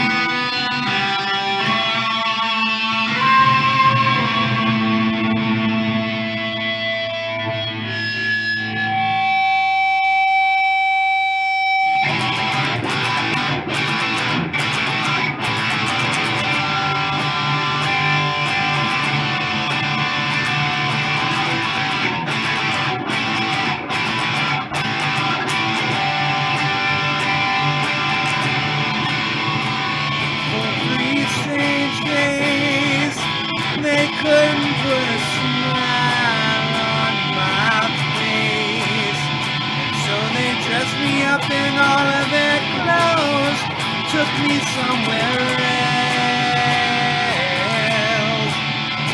Johnny Clueless was there with his simulated wood grain, simulated wood grain. And so I pulled up a chair, started drinking by myself. 3 straight days.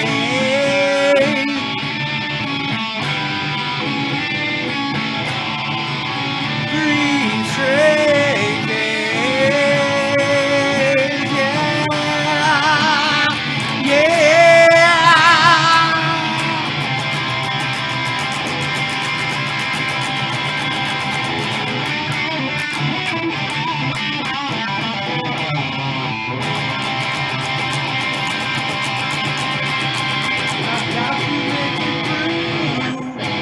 No matter what it takes, I gotta make it through. Ooh, 3 straight days. Yeah.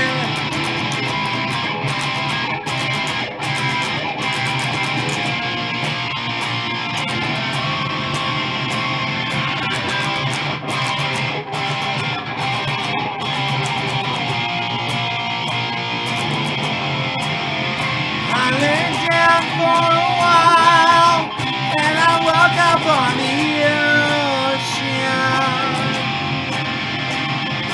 floating on my back, staring at the grave. It was completely still, self-bound to my heart. It was bringing me back to life from 3 strange days. 3 strange days.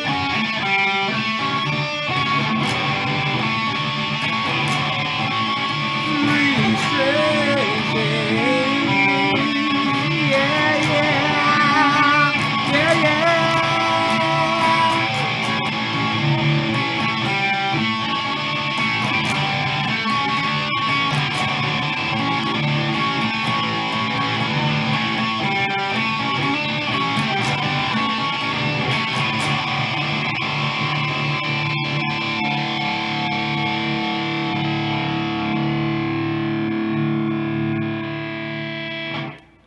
God, I don't think I've touched the Hey, Frankie, can I put your arm down, brother? You're posable, right? Cool. He's like, sure, no problem, brother. He's like, you want a hot dog? I'm like, no, I'm cool. I'm cool. He's like, you want 50 hot dogs? Because I'll feed you 50 hot dogs really fast. No, that's cool, son. That's cool. I'm good. I'm good. I like playing with the different sounds I can get out of this amplifier now that I've got these new tubes.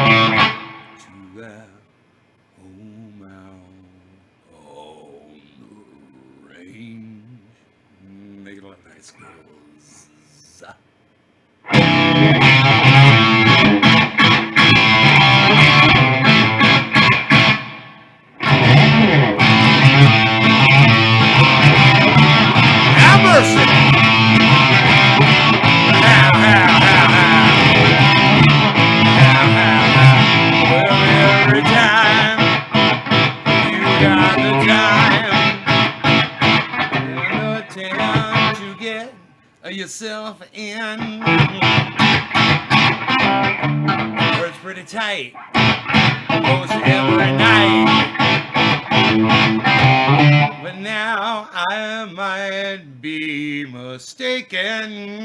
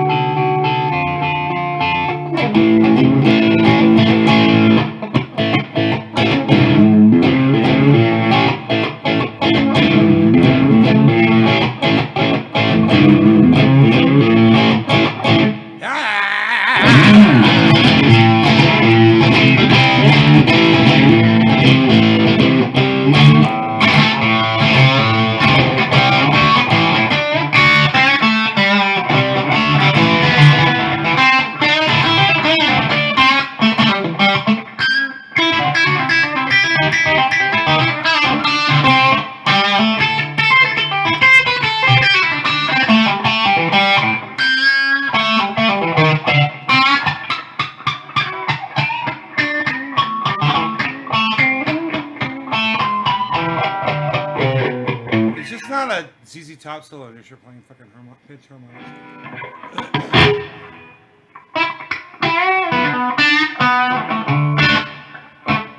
This be a good sound for Stones. Turn the volume up a little bit.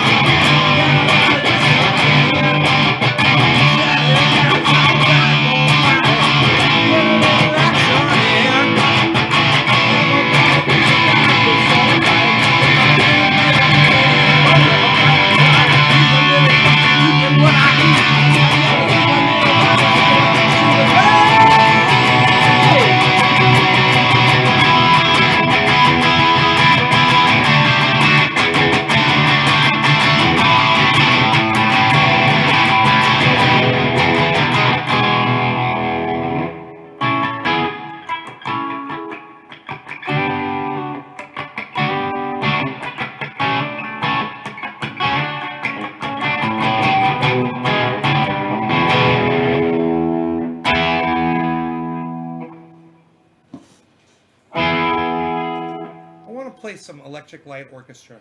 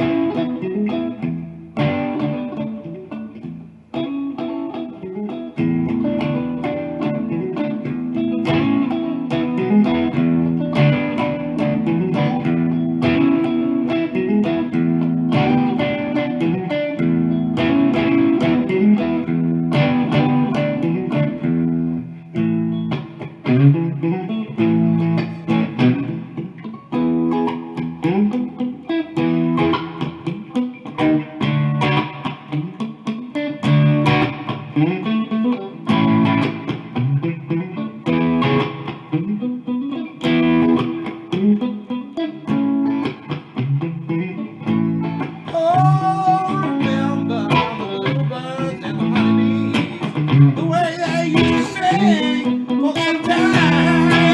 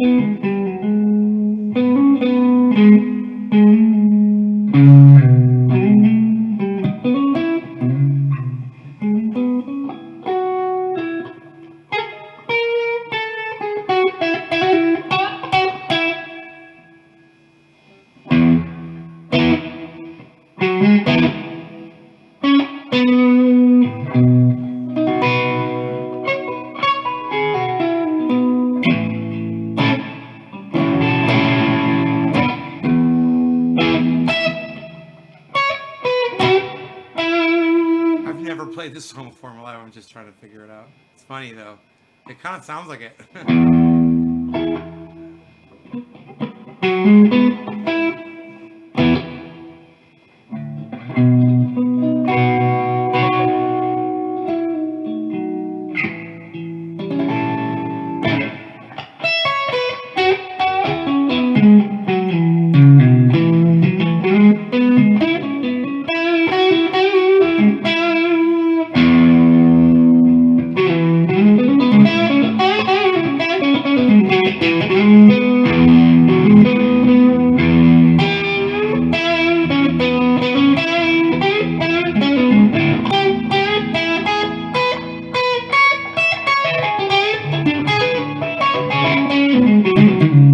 It's one of the coolest scales. Oh my god, it's so easy to play.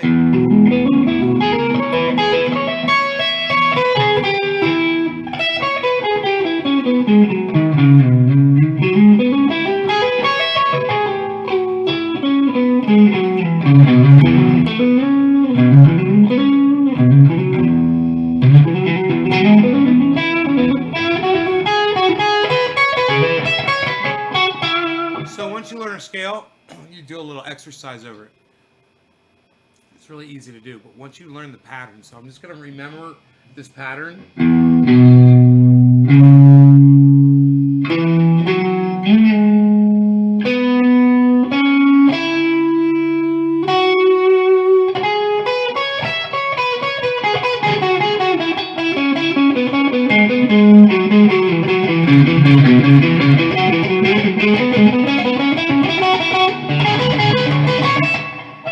This will help you learn the scale.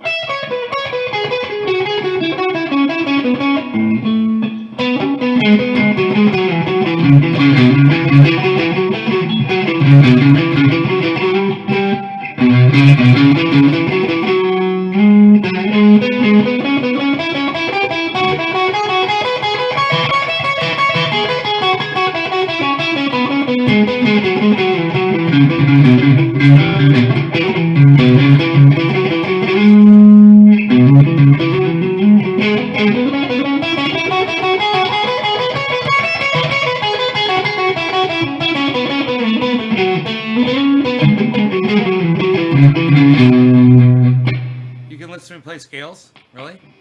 Cool. I've got a new fan then. Because the more scales I play, the better guitar player I'll become, that's for sure. My technique will become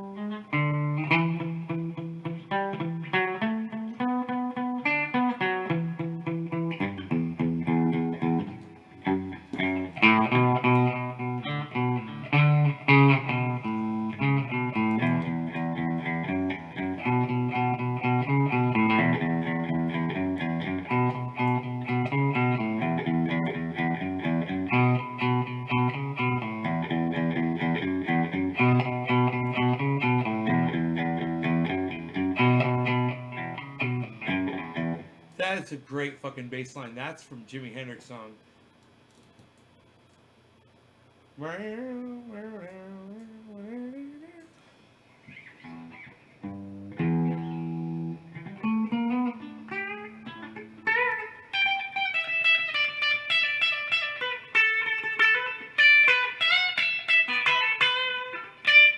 Jimi Hendrix loved those notes right there. I know some things that he did, like this. He used to go like this. This is one of his things.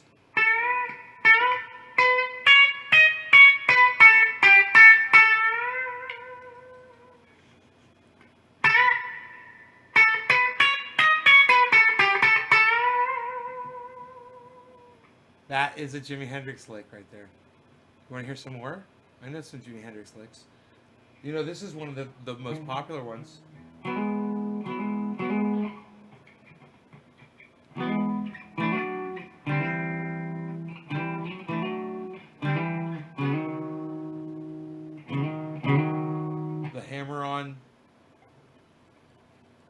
The hammer on double stop.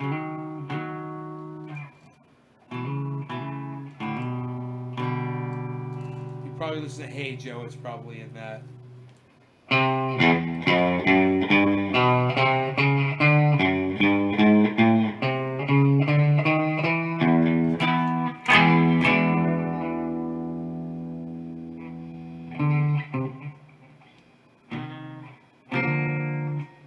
Maybe not.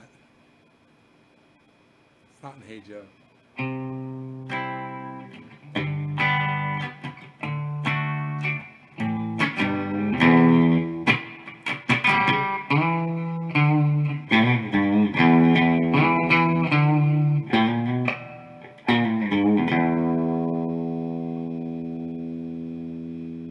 How's that go?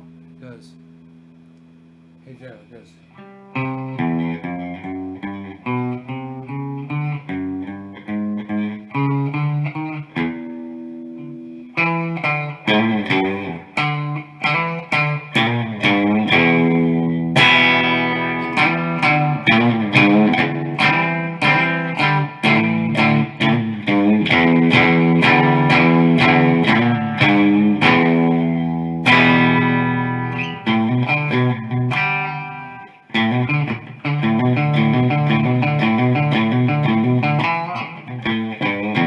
Instrumental stuff that Jimi Hendrix did.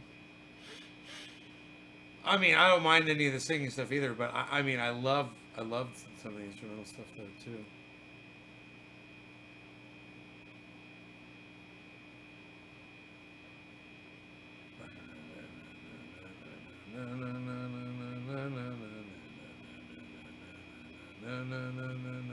He was just like mumbling lyrics on that one. He's like,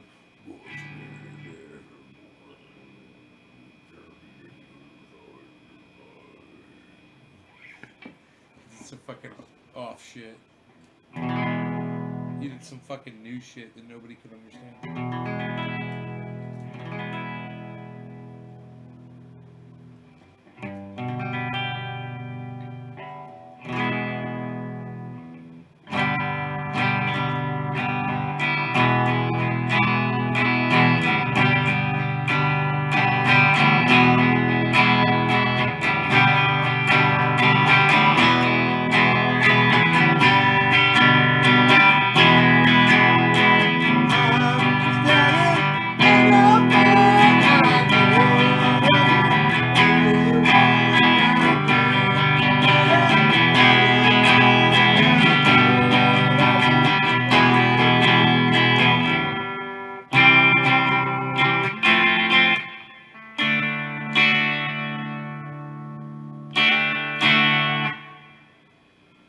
Is that a song? A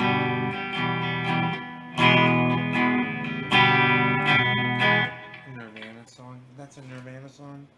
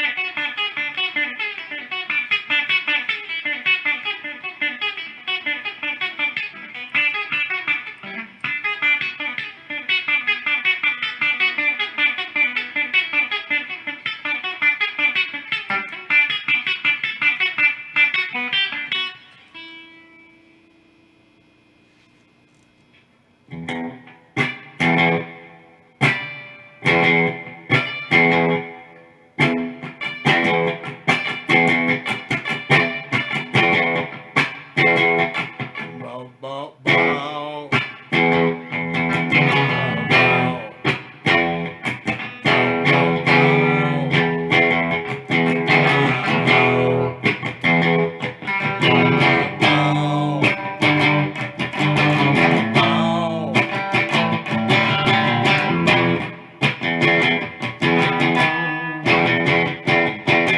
Fuck you, Don Henley.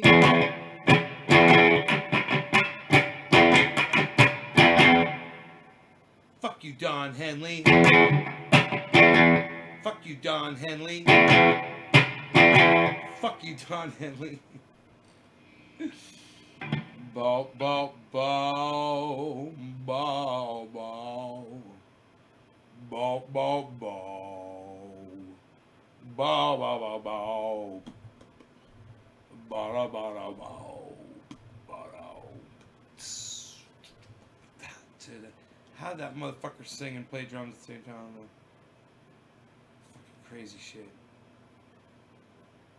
I got to go. I got to go. I'll see you later. Check out my friend Ron Placone. Check out my friend Ron Placone, okay? He's awesome. Check out Graham Elwood, Ron Placone, Steph Zamorano, Jimmy Dore, and Lee Camp. Don't forget any of them.